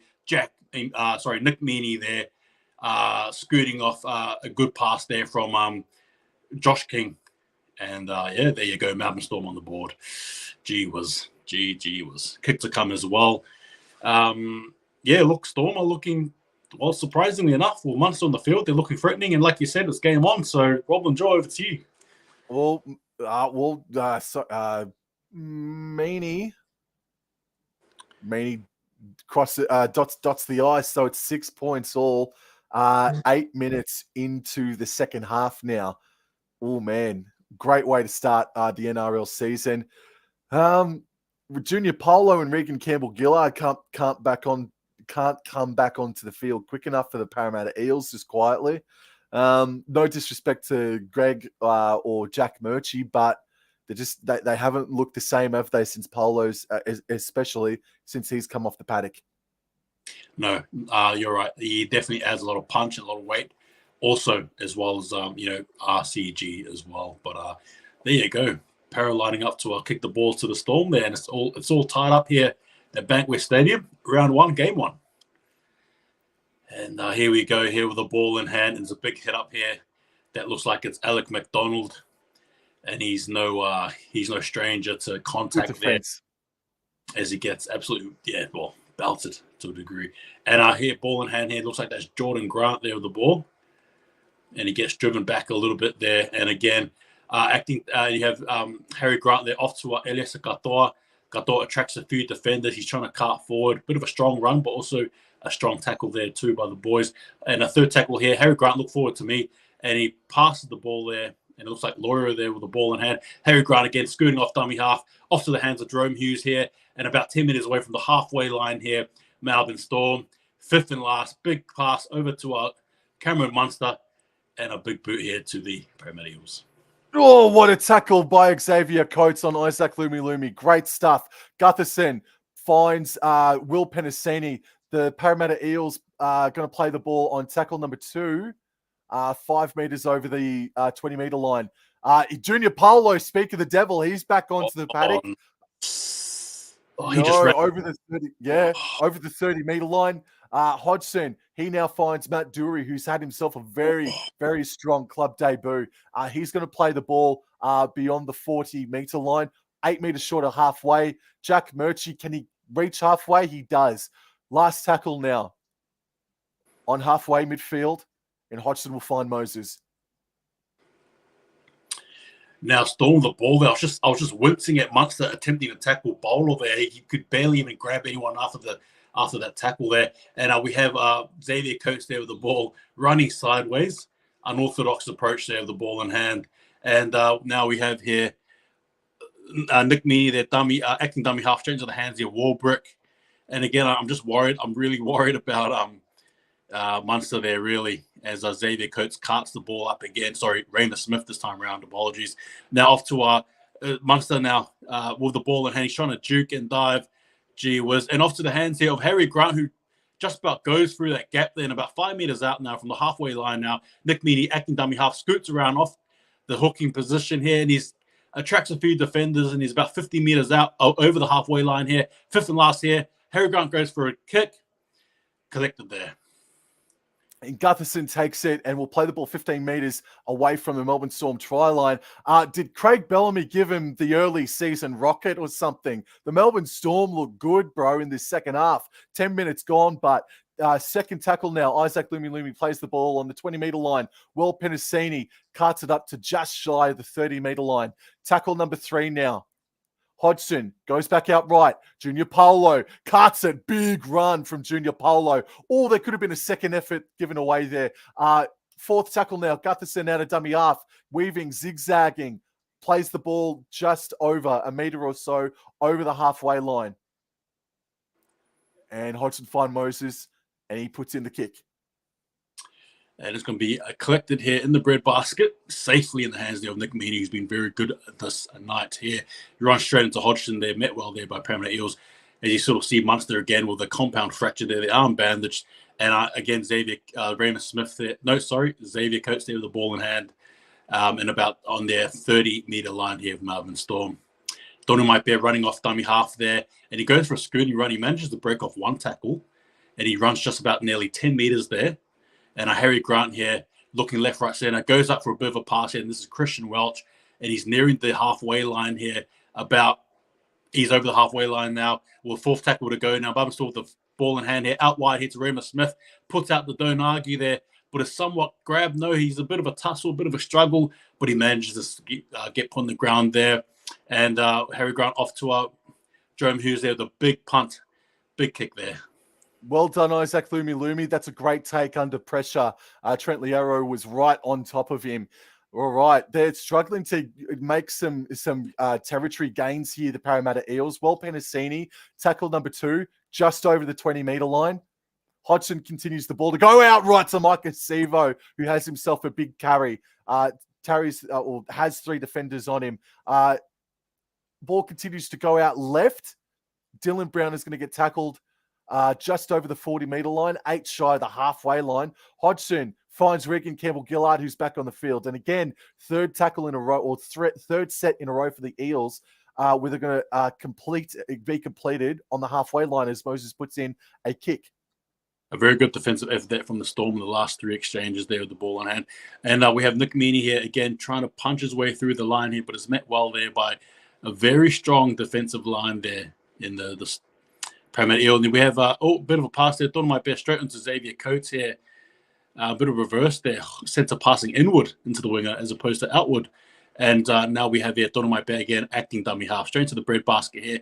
And you have here big Nelson Asafa Solomon is in. So again, the Storm are basically back to full strength, I think, anyway. And darting run here from Harry Grant, who looks around. And again, Storm over the halfway line now. With the ball in hand here is Elias Akatoa, but he gets wrapped around. He's going for an offload. And it's unfortunately just not the play there. Just not the play. He should have been a bit more composed. Elias Akatoa, he was with the ball. And Micah Sevo offloads it to Clinton Gutherson, and Nas says, "You're not getting away from me, mate." And they carry him back with Christian Welch about 8 meters or so. So the Eels get a win here. What can they do here to capitalize on some good territory now, or decent territory by comparison? Paulo plays the ball on third tackle. Ball goes out to Matt Dury. It's fourth tackle now on halfway. What can they do here on fourth tackle? Hodgson waiting at dummy half. Passes out left. He finds Brown. Brown, a really flat ball for Bryce Cartwright, and they only make 5 meters or so. That's good defense by Remus Smith, admittedly. Mitchell Moses, he puts in a grubbering kick downfield. And it collected there by Nick Meaney again, he's been everywhere. He's been quite good, positioning himself well for the ball there. And again, tackled one there and about there on their 30-meter line, the Melbourne Storm. Now here we go, Xavier Coates to the ball, and he just about gets dragged all the way to the touchline there. Thankfully, not the case in this occasion. And Tony Maipea, acting dummy half, straight to the breadbasket. And I think that's Jordan Grant there with the ball in hand, I believe. No, sorry, that's Loiro there. Apologies. And again, Harry Grant there with the ball. The Storm boys there calling for a penalty. And they're just on the halfway line here. Christian Welch there with the ball in hand. Fourth tackle. Looks like Xavier Coates is injured there. Munster straight off to Hughes. Now, there's a bit of an overlap here. Looks like it anyway. And a Walbrook here with the ball in hand. You want to see him in full striding pace. This is the time to do it. Fifth and last tackle here. Raymond Smith, acting dummy half, straight into the hands there of Cameron Munster. And he goes in for a bit of a darting little kick here to the left side. Oh. Knock on there by the Melbourne Storm. Eels let off big time, I think. Oh, that was a good attacking play. Just did not pull it off at the end. It was, man. It was. The Parramatta Eels, man, they're looking buggered. They're looking really buggered, bro. But, yeah, Xavier Coates struggling with a bit of a shoulder knock. Regan Campbell-Gillard, however, I think this is tackle 1. I'll just wait a sec. Tackle 0. Oh, and there's Nas putting in probably the first big hit of the season on Bryce Cartwright. It's tackle 1. Brown now just hits the ball up himself. It's tackle 2. They're going to play the ball just a little bit over the 40-meter line. They've got to be a little bit better here, Parramatta Eels, in attack. Hopgood says, get out of me way. He makes about 10 meters. He's going to play the ball midfield on the halfway line. Tackle 3, Hodgson passes the ball out right to Moses. Moses passes back on the inside to Paulo, and he's going to, he offloads it to Jermaine Hopgood. Hopgood passes it out to Dylan Brown, and they're just creeping it up a little bit better in territory. They're in better territory, the Parramatta Eels. Bryce Cartwright passes back to Regan Campbell-Gillard, who's going to play the ball just shy of the 20-meter line. It's the best territory they've had all second half here, the Parramatta Eels. The ball is in Dylan Brown's hand on the left-hand side. Gutherson now puts in the grubber kick, but Meaney is right there to swallow it up. Yeah, he's collected that ball, and again, well adjusted his positioning there. As we have Hughes there acting dummy half, but he decides to scoot it instead. And he's just running down the line. He wasn't tackled. So by all means, that's a legal tackle. Micah Siebel there with the footy IQ. High IQ play there. High IQ play there by Micah Siebel. Bro, that is a fantastic play. And you're right, high IQ, mate. The momentum was still rolling. Yes, the ball was on the turf, but he was still sliding Jerome Hughes. That's a game changer, man. That is a huge game-changing play from Mike Acevo. There's 18 minutes gone now in this second half, 22 minutes remaining. Parramatta Eels are going to play the ball 35 meters out from the try line. Paulo has the ball now. He's going to play the ball about 27 meters away from the try line. Tackle 1, Hodgson passes out left, finds Hopgood. Hopgood steps back on the inside, but offloads back to Regan Campbell-Gillard. Regan Campbell-Gillard is going to play the ball now on the 20-meter line. They're a little bit left of the goal post. Hodgson, feint to go right, passes left. Bryce Cartwright received the ball from Dylan Brown. Bryce Cartwright is going to play the ball 10 meters out from the try line. Ball is now drifting out right-hand side. Hodgson trying to find someone. He finds Big Junior Paulo, who scores a try for the Parramatta Eels. Well done to Josh Hodgson and Junior Paulo. Hodgson did a very similar play against the Newcastle Knights in that second trial where he just drifted across field. He found Junior Paulo. It was on Cameron Munster's side. Munster may have been responsible for the space created. Wow, I'm spitting all over the place. And yes, it was Munster. Junior Paulo scores the try for Parramatta. Well done. Wow. Wow. Talk about witnessing a magician at work, right? That was a good, sensational play there by Josh Hodgson. Again, the double J connection, if you will, from Josh to Junior. What a good try there by Junior Paulo. Again, Eels took advantage of again, a high IQ play there by Micah Siebel, and the Eels have benefited from it. What a try, what a play. Eels on top. Yeah, yeah. Micah Sevo said, yeah, I may have been denied a try in the first half, but I'll take the try assist, even though Josh Hudson did some really good things just then. Yeah, off the back of Sevo's game-changing play, Hodgson and Polo have combined beautifully just then. Wow, that's so good, bro. And really, that was their first real good piece of possession in red zone territory all second half. I just can't believe how they divided the Storm line. And if you see that play, they literally divided the Storm line. And wow, just magic there from Hodgson, like an illusion of some sort. And he absolutely fooled all the Storm players. And like you said, I think Cameron Munster, again, just due to that injury, was a big reason as to why this play was successful. Oh, I don't even think it was because of Munster's injury. Munster just ran up too high. I think he was looking for a big shot on Mitch Moses, but he completely forgot about Junior Paulo. And yeah, that was unfortunately Munster's fault, I dare tend to suggest. But Mitchell Moses has been successful in his conversion attempt. It's 12 points to 6, 20 minutes to go. And Xavier Coates now for the Melbourne Storm is going to succumb to that heavy tackle he copped a couple of minutes ago. Oh, if anyone doesn't deserve an injury, it's Xavier Coates. Anyway, we've got to remain with the action here as Regan Campbell-Gillard is met by Christian Welch and Harry Grant, 15 meters away from the try line. Tackle 1. Hodgson goes back the short side towards Bryce Cartwright, who has been strong. Josh Hodgson now waiting at dummy half. Second tackle. He continues to go out left. Wonga Blake now over the 30-meter line. 5 meters from the 40-meter line. Hodgson takes the ball out right. He finds Hopgood, and Hopgood is going to take the tackle. He's 5 meters short from the halfway line. Tackle 4. Ball goes left to Junior Paulo. Paulo makes himself about 10 meters. Ooh. Pardon me. And there's Mitch Moses who puts up the big deck kick. Yeah, just looking at that tackle there by Nas, looked a bit too low there. Anyway, ball in hand there, collected well there by Wishart, but he gets driven back a bit. He's met well there by Parramatta, who are obviously full of ready to go, basically. And we have, I think who's that? That's Jordan Grant there with the ball in hand. And then we got Munster again playing dummy half, and he fends with his hand. He fends with his injured hand. That's incredible. Gee whiz, he's going to be out for a long time, I reckon, after this game. Nelson Solomon with the ball in hand. Elias Young Donamite Bear with the ball. Fourth tackle here.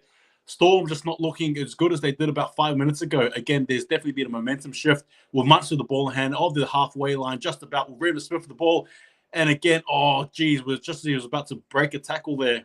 Good tackle there by Benisini. Fifth and last here, Melbourne Storm. Jerome Hughes just going up with a bit of a darting high kick here, hoping to see what happens.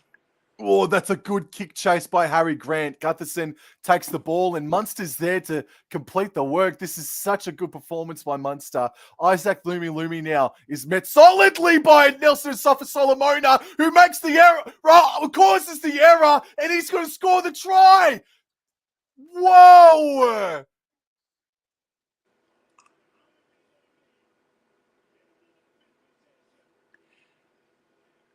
Hang on. We're going to the video. Oh, hang on. It was all too fast for me. I just want to see what are they suggesting an illegal hit here on Lume.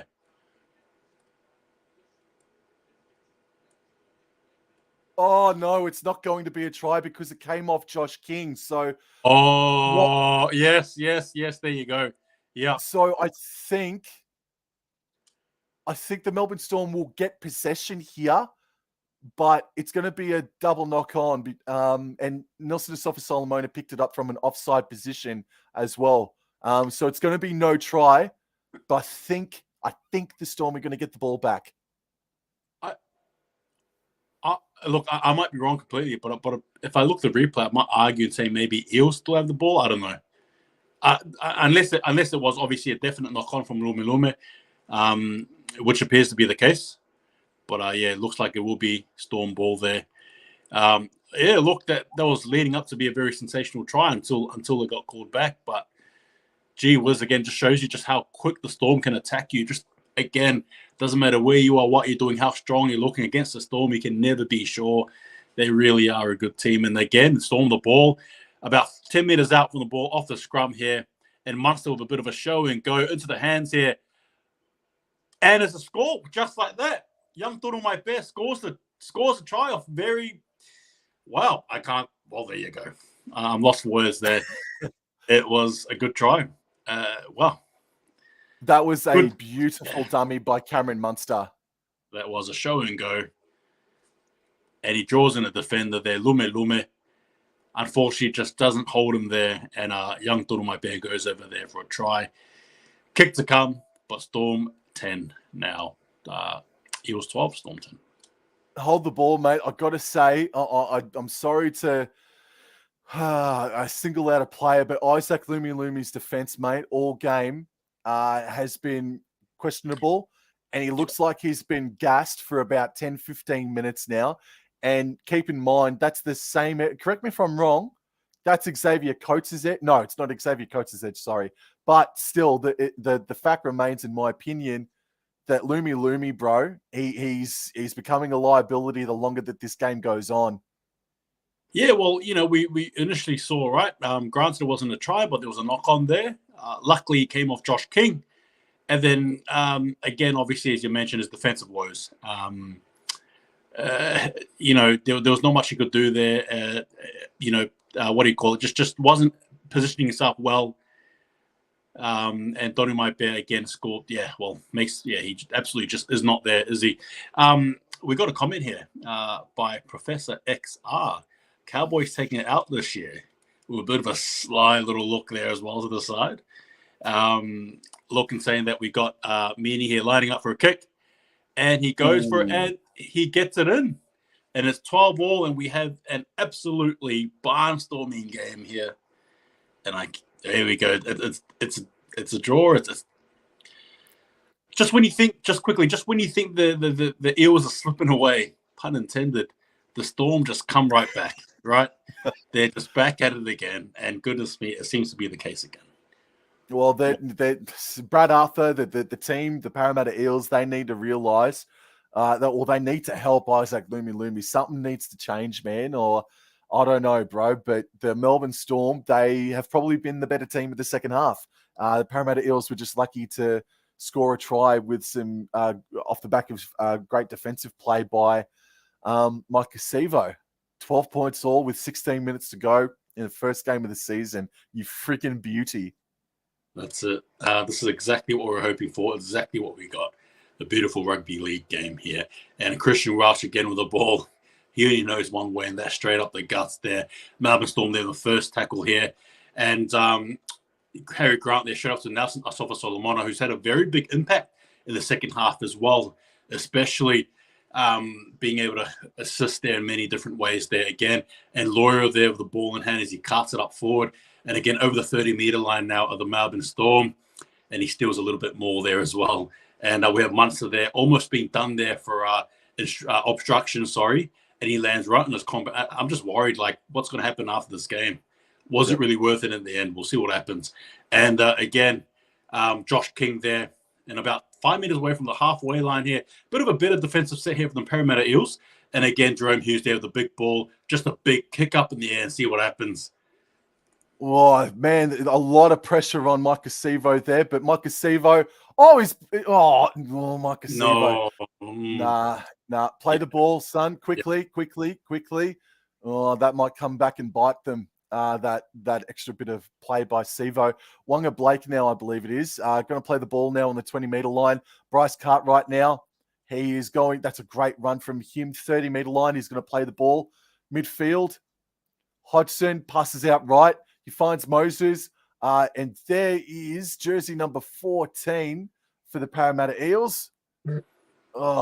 And there's Regan Campbell-Gillard. They needed some fresh blood out there, the Parramatta Eels. Regan Campbell-Gillard and Mitchell Moses now kicks the ball 10 metres shy of the halfway line. Yep, and well collected here from, and I believe that's, who's that? Is that Wishart? Yeah, it is. Wishart there, but he's, a bit of a high tackle there. Not what the Parramatta Eels needed, but it's been that type of game. Elisa Katoa, again, just showing what can happen in a tough game of rugby league. there's just really anything can happen, unfortunately, from compounds to a bleeding face. Anything can happen in the game of rugby league. As unfortunately there for the Parramatta Eels, they've just piggybacked the piggyback the Storm again. And I believe this is Jordan Grant now, number 19, who's about to pop on the field. Oh man, what are your thoughts? About 14 odd minutes to go. It's looking like Melbourne Storm are probably gonna do what they do best. Wobblin Jaw, what are your thoughts? I think so, mate. Melbourne Storm are coming back with a flurry. Parramatta Eels are looking mightily buggered at the moment, but well done to that debutant that's a couple of seconds away from hitting the paddock. Well done to him. Oh, looks like injuries both play. Oh, he ran straight into he ran. Oh, good. It appears that young Toro Maipe actually ran incidentally into the knee there of Lume, and obviously had a bit of a clash there, coming off second best there. Gee whiz. Oh, that's where he got cut. Bang, right there. Oh, I'll tell you what, though, that the Parramatta Eels will be favourite, liking this to a degree in terms of just being able to rest. Able to sort of, zone in. Young Tonamapia has copped something. I think you said the knee, and he is bleeding profusely on the ground, young Tonamapia. Wow.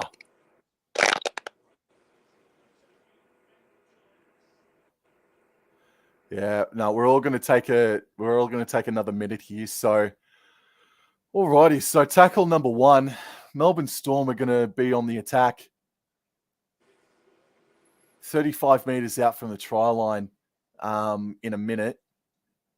Young Tonamapia looks like he's going to come from the field with a bad case of cramp, but he just needs to be worked on with his face. He's got a bad laceration near his eye.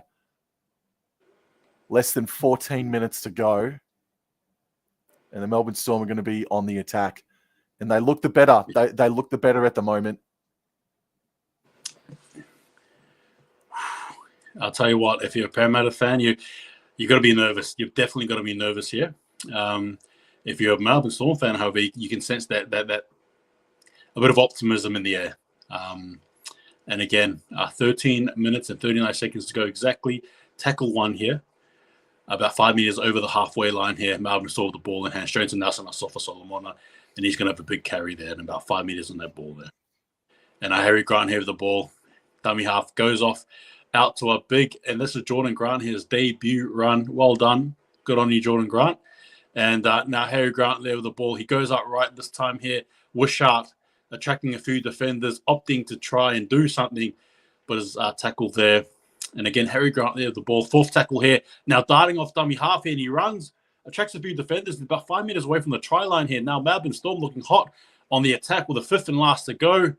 Jordan Grant now off to Jerome Hughes. Jerome Hughes with a big kick off to the right edge. Yeah, Mike Asiwa, smart thing to do. Taps it away. And now the Storm with obviously all the momentum here swinging their way. And Parramatta Eels now left trying to find some sort of break somewhere, somehow, in this very tough, tight niggle here, Wobblin Jaw. Yeah, defensively, the Melbourne Storm have certainly aimed up. Territory-wise. Oh, they're going to go for the short drop out. No. Apologies there, Wobblin Jaw. My KO has sort of played up a bit, so you're going to have to take over for about a few seconds. Sorry. Okay, no, that you're right. So 20 meters out from the try line, Cameron Munster's going to play the ball on tackle 1. The ball from Harry Grant at dummy half goes to the right-hand side for Christian Welch. Christian Welch plays the ball 10 meters out from the try line. There's Garlick, jersey number 19, 5 meters out, the young debutant. Harry Grant passes out right to Hughes. Hughes steps back and comes back inside, but is met there by Junior Paulo. It's 4th tackle now. Harry Grant continues to go down the short side, but he cuts it back on the inside for Alicia Katoa. Katoa is going to go very close to scoring a try. Wow. Last tackle. Grant to dummy half.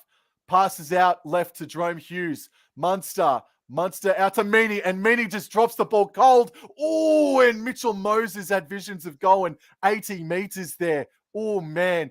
So we got Will Penasini now, who's just been met solidly by Cameron Munster. I think it could be a high shot as well. I think it's going to be a penalty to the Parramatta Eels. I think Munster's shoulder connected with Will Penasini. I think they need to have a look at this. Yeah, look, I agree. And thank you again, Wobblin Jaw, for taking over there. Yeah, it definitely looks like it's going to be a penalty for sure. Has to be. Oh, no, head clash, yeah? Head clash? Looks like it. Oh, no. Bit of contact. No, bit of shoulder contact. Apologies. Nah. Bit of shoulder contact. That's a penalty. Shoulder contact to the head. Yeah? Don't know yet. What's the ref saying? Looks like they're running back now. No, it looks like they're running back, but it's no penalty. Oh, okay. Okay. That's why we love the Storm. Regan Campbell-Gillard is going to play the ball just short of the 40-meter line. I really thought that was shoulder on head. Regan Campbell-Gillard plays the ball, passes out left to Junior Paulo. Brown, Wonga Blake. He's going to be tackled now 5 meters short of the halfway line. It's tackle. Yeah, so Will Penasini is going to get sent from the field. Should have done initially. There goes the momentum for Parramatta Eels. And why is Penasini getting sent from the field for a HIA? Because Munster connected with his melon with his shoulder. Yes, there's a bit of head contact, but it was Munster's shoulder, surely. It's tackle 2. Eels have now lost serious momentum. Paul Regan Campbell-Gillard is met by bloody Josh King, Christian Welch, and young man Garlick. Third tackle now midfield, halfway. Dylan Brown, Jack Murchie. Jack Murchie makes a nice run. He's going to play the ball 5 meters over the 40-meter line now. They're in try-scoring territory. Moses on the last tackle now. Puts up a big, tall kick. It's caught by Gutherson in the end. Looks for the offload. Bats it back. Continues to go back, and Melbourne Storm finally regather it. And that was just a bit messy there from the boys there in blue. As a Jerome who's acting dummy half straight into the wall brick here. And I'll tell you what, a very good game. 10 minutes to go now, basically. And again, here we go. And it looks like that's number 19 there. And Garlic there. Apologies. I called him Jordan Grant. Apologies there for viewers there. There was Garlic there. And now straight on to a big carry here from Christian Welch. And again, the fourth tackle now. Over the halfway line now. Melbourne Storm. Fourth tackle. 10 meters now. And straight into the Elias Katoa. Again, he's definitely been in the wars for sure. And our fifth tackle here. Now, big pass there from Grant. Big kick here of Jerome Hughes.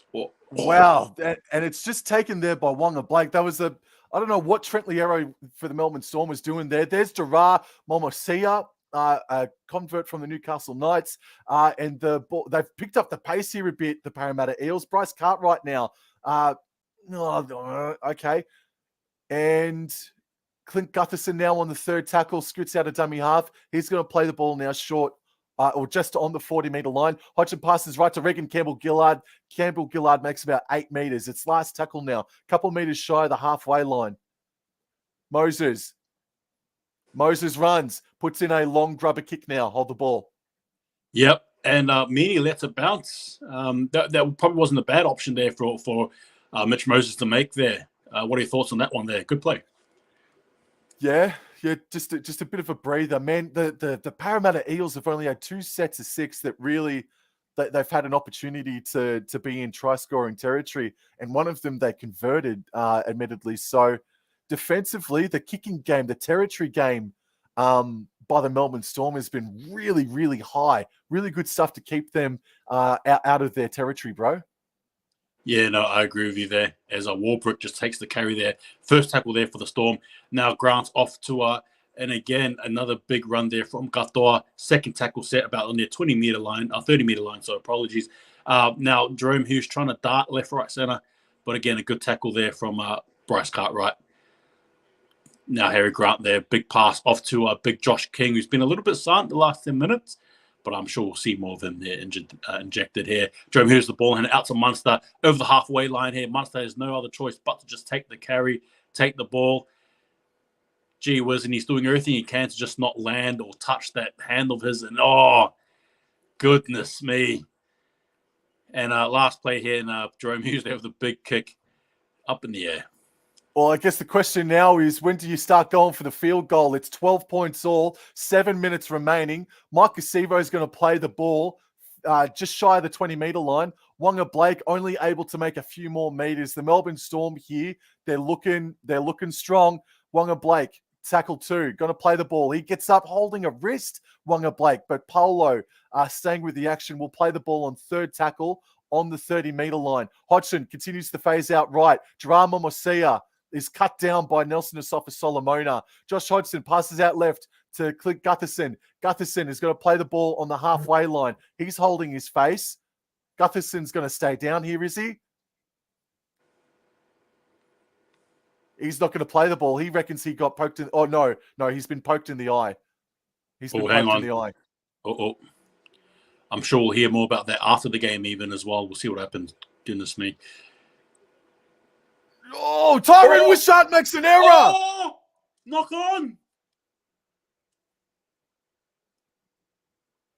Oh, he just didn't look committed enough under the high ball, did he? And there was a lack of communication with him and Nick Meaney. There was. Oh, this is a huge opportunity for the Eels. It looks like, it appears to me that Nick Meaney just told him last second, get the ball. And I don't think you're right. He wasn't prepared for that. And he looked straight at Meaney. He's saying, what were you doing? That was your ball, Meaney, not mine. And can I be fair, Inkem, with you? It was a poor kick, in my opinion. It was not deep enough by Moses.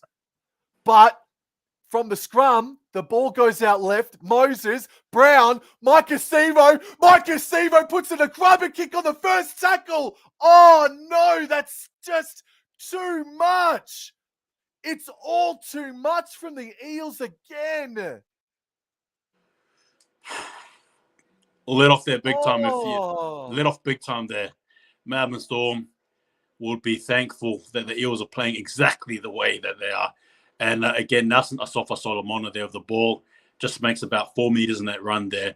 And again, Storm here with 0 tackles, right? A lot to play with. Again, Parramatta with the ball in hand had everything going their way.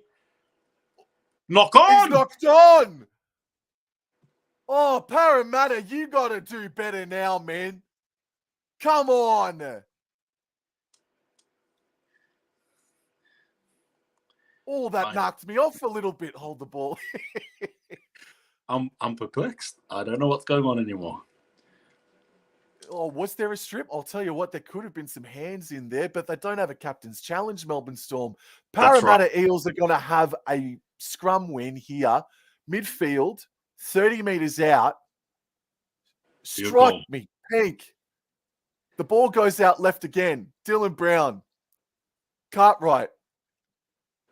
Runs back on the inside. Absolutely. Regan Campbell-Gillard from Hodgson only makes a couple meters. They're setting up for the field goal here shortly with 4 minutes remaining. Tackle number 2. Is the streak going to end for the Melbourne Storm in round 1 victories?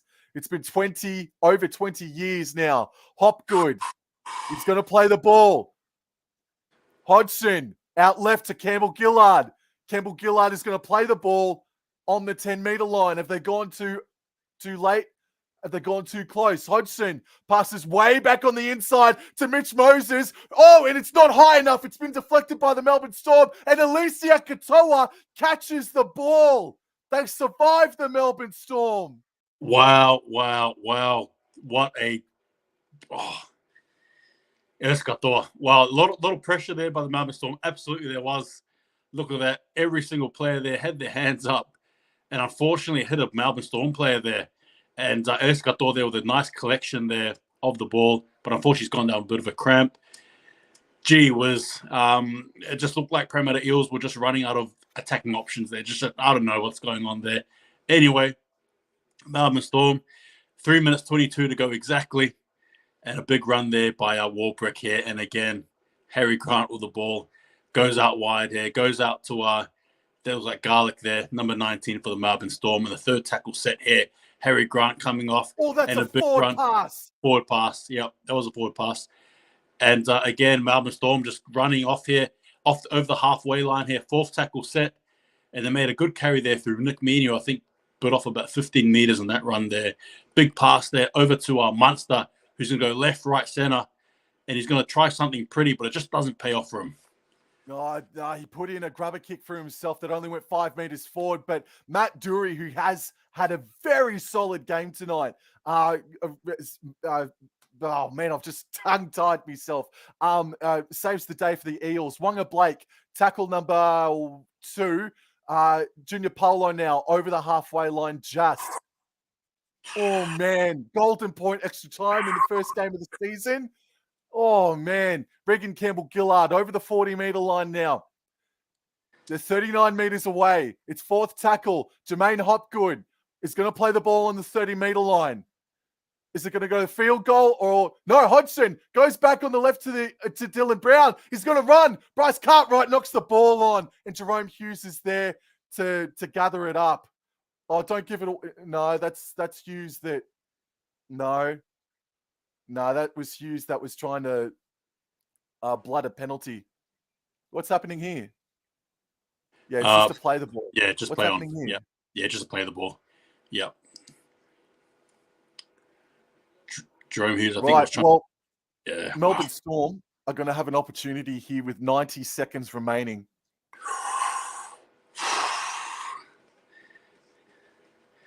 Gee whiz. It's all happening. It's all happening.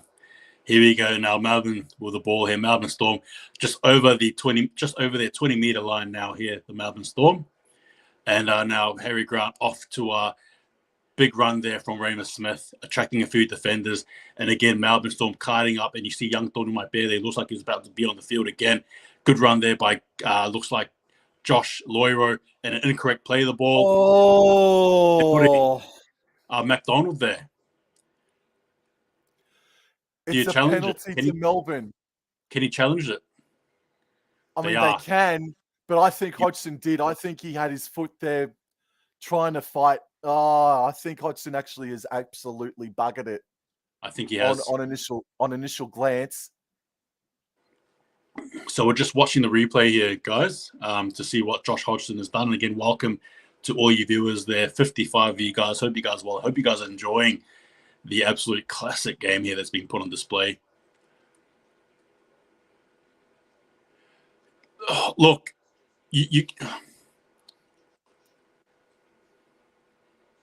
I think it's going to be a penalty.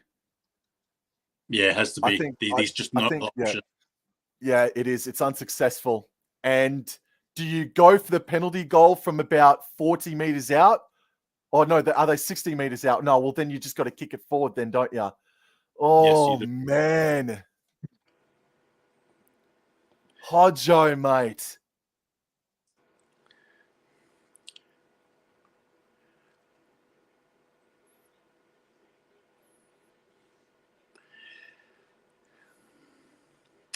All right. So, yes. So about 44 seconds to go, ladies and gentlemen. It's very frantic here. Alec McDonald here of the ball. And now the Storm are in a very favorable position, I think, anyway, through the hands here of Harry Grant. Acting dummy half straight into the hands here of Josh King, who cuts it up forward now. It is all happening. Everything is happening here. The Storm are positioning themselves here through the hands here of Cameron Munster. And he goes for a goal. And it's just wayward.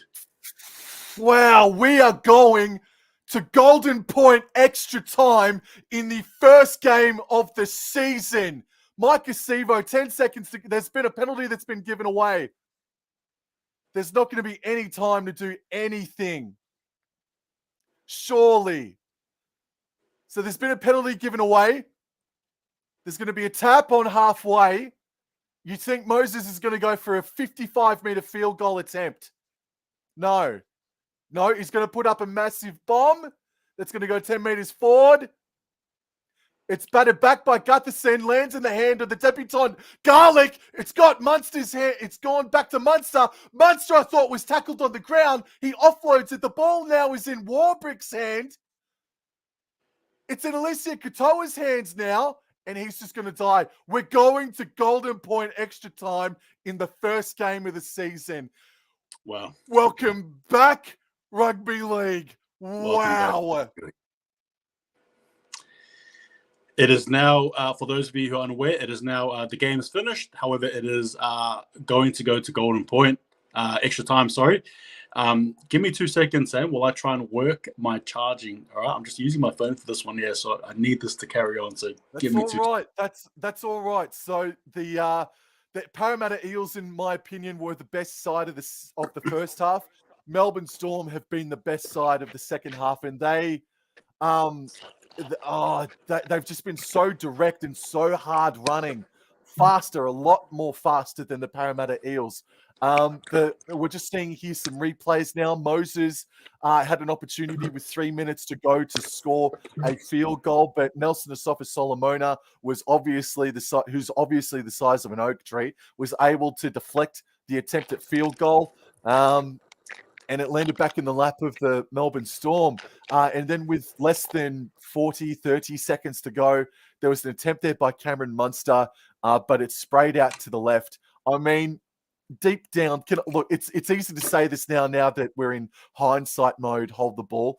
But fair dinkum, I felt it that there was going to be a golden point game this week. I wasn't brave enough to say it in me tips video. We're just waiting for the coin toss to happen, but we've got it. And it looks like Christian Welch, the Melbourne Storm, they've won the coin toss. And I think the Storm are going to kick off here. I just felt it in me bones that there was going to be a golden point extra time game this weekend. And we got it in the first game. Oh, bro. Absolutely incredible. Again, it looks like, forgive me if I'm wrong, everybody that's watching, Melbourne Storm have won the coin toss and they've elected to defend. Now, the thinking is that if you win the coin toss, you wanted to elect to receive the ball because it gives you probably 3 sets of 6 instead of the 2 that the Storm might end up getting. Wow. It's been a really good game. Yeah, there have been errors, but you forgive them in the first round and the first few rounds. What an unbelievable game. Absolutely. Wobblin Jaw, can you hear me? Yes, I can, sir. Yep, okay, I can see you. You're moving. Cool. Moving apologies. smoothly. I'm sort of fixing up my charge there now. I'm just hoping that this. Yeah, I'm using my phone, and so my phone has absolutely been wreaked havoc in terms of just energy consumption. So we're gonna, fingers crossed, this doesn't die. I don't think it will. We'll just have to believe. But in saying that, well said, Wobblin Jaw. Thank you. Here we go. This is it. This feels like a dare I say it? It feels like finals footy, but it's not. It's just the first game of round 1. It's amazing, bro. So we've got the Melbourne Storm who have kicked off, and the Parramatta Eels are running left to right of the screen. It's tackle number 2. Jermaine Hopgood plays the ball. Hodgson passes right to Junior Paulo, who's met heavily by Christian Welch and Harry Grant. Tackle 3, play the ball on the 30-meter line. Hodgson back out to Matt Dury, who's met heavily by Nelson Asafa-Solomona. Oh, and Asafa-Solomona brought his forearm down on the face of Dury. Whoa. Surely there's been an offload there by Jermaine Hopgood. Gutherson makes a few more meters. Play the ball. Last tackle now. 5 meters shy of the 40-meter line. Ball goes short side, blind side, and Moses puts in the grubber kick for Meaney.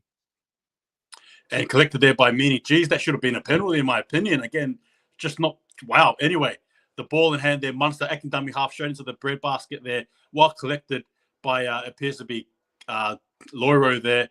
Going out right this time is Grant off to Munster, off to Hughes now. Show and go. Breaks the line. Offloads it straight into the hands there of Elisa Katoa on the halfway line here. Third tackle set. Now Stormer scrambling back as a Warbrick acts dummy half there. Off to Munster. Munster with the ball in hand. He's just going to take it up the guts there.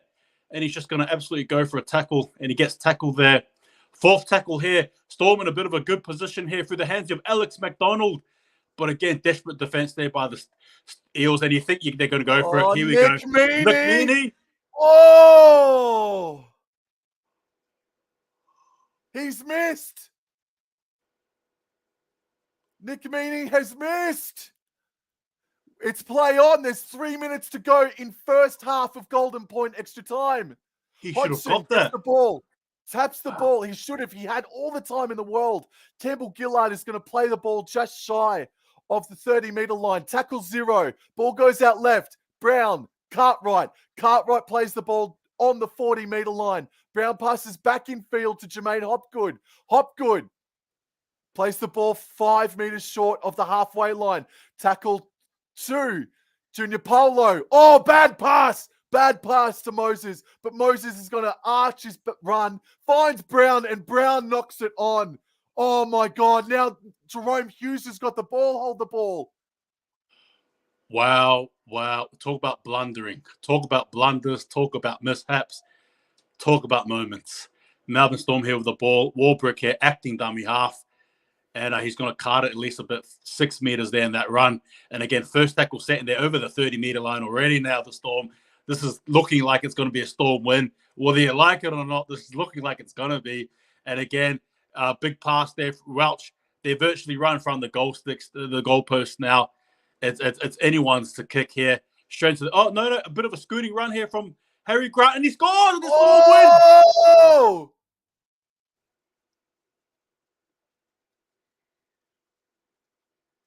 He's just going to get, well, we got to check it out. We got, did his arm hit the grass? It's yet to be confirmed. They've got to confirm it first. But it looks like a dart from dummy half via Harry Grant is going to seal the, there's the bird from a couple of Parramatta Eels fans. Oh my goodness. The Parramatta Eels have no one else to blame but themselves. They had opportunity after opportunity this whole game, and yet they still somehow found a way to lose. Oh, they absolutely bucketed it for themselves, Parramatta, tonight. The same, I don't want to swear. I'm so close to swearing, but I don't want to. The same sort of stuff that had them be so inconsistent last year is back in their game in the first round. They just pushed the pass one too many times, man. And people might say, yeah, but that's just how they play, Parramatta. No, man, no. They had an opportunity with 10 minutes to go or so to just build pressure. And there was a scrum play for Mike Acevo, and then he grubber kicked the ball on the first tackle. The Parramatta Eels just played too cute again, like they did last season, and it just gifted the Storm all the possession and time in the world. And they looked gassed. I said that Isaac Lumi was looking gassed with about 10, 15 minutes to go. And the entire team looked gassed with about 5 minutes to go. And Moses and Dylan Brown, they just... that's unbelievable. What a game. Congratulations to Melbourne Storm. I said at halftime, Harry Grant needed to do more. He just won him the friggin' game. Yeah, look, I think you've said it well. Again, kudos to the Melbourne Storm. I don't like saying that. I'm not going to lie. Anyway, the point is, good game from the Storm. I thought they were very composed in the second half. It just went so wayward for the for the Eels in that second half. Everything that could have happened, anything bad that could have happened, just happened. And I suppose it's just hey, at the end of the day, they only have themselves to blame there. Melbourne Storm took their chances. They took every opportunity that was thrown their way, and they absolutely made the most of it. Obviously, Harry Grant there winning the game. As for the Parramatta Eels, again, like you said, all that stuff that was creeping up in their latter end of their season has crept up again, this time in round 1. I'll tell you what, I'd hate to be a Eels player in the locker room, and also as well, a Parramatta Eels fan. Hold the ball, mate.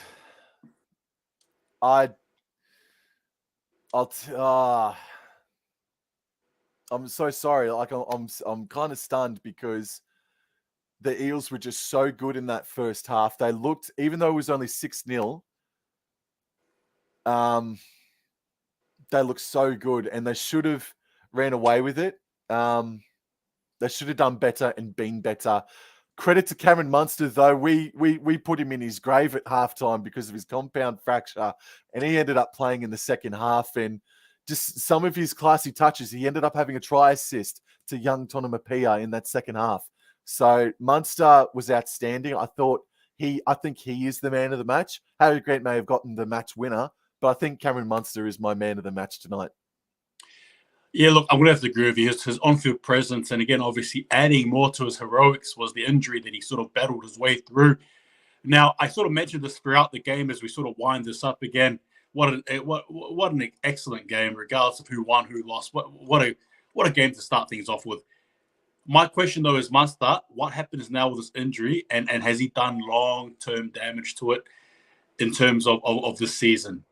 That's my only question. However, in saying that, granted, as it happened, kudos to the Melbourne Storm, kudos to the Eels. It was their game to lose, and that's exactly what they did. They lost, and there's not much you can sort of say there, really. It was just a very determined Storm outfit, as you mentioned before. They were just always in the fight. Yeah, look, Wobblin Jaw, before he sort of goes, anything you want to sort of add to this as well? There's one thing. There's one more thing I want to say. I've got the Parramatta Eels in 8th position. In my opinion, Parramatta are 8th come the end of the season, right? So they'll just sneak in my opinion.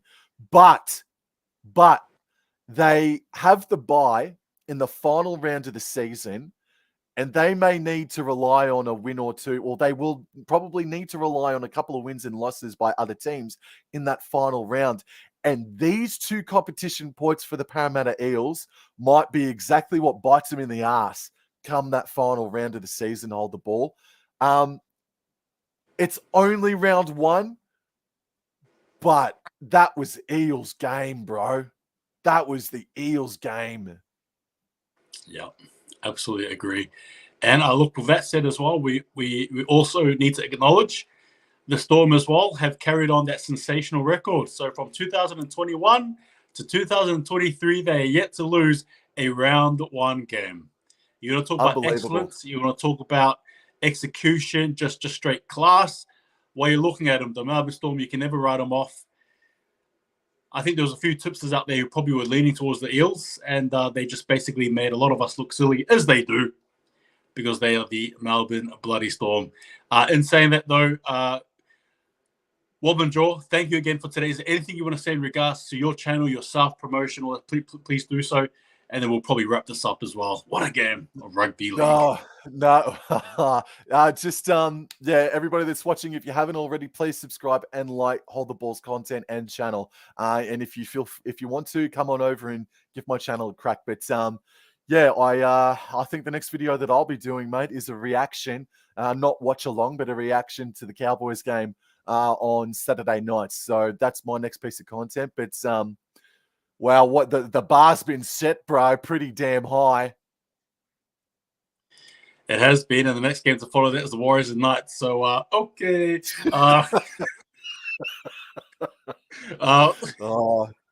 Look, what a cracking game. Again, Wobblin Jaw, thank you for your time.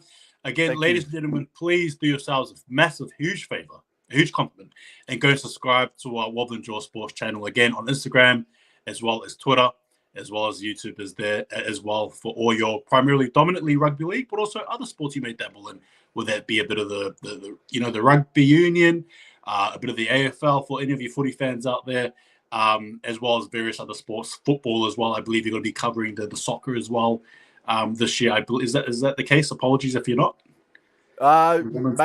Maybe we'll see what happens. See what happens. Anyway, it's a box of chocolates. You never know what you get. So that's why you followed as well. So again, thank you again, Wobblin Jaw, for your time. Appreciate it. Hope you guys enjoyed that game. What a cracking game, sorry, to start off with. I'm tired. I'm going off to bed. See you guys next time. And just remember, unfortunately, Storm, well, not unfortunately, the Storm know how to hold the ball. Simple as that. Take it easy. See you guys next time.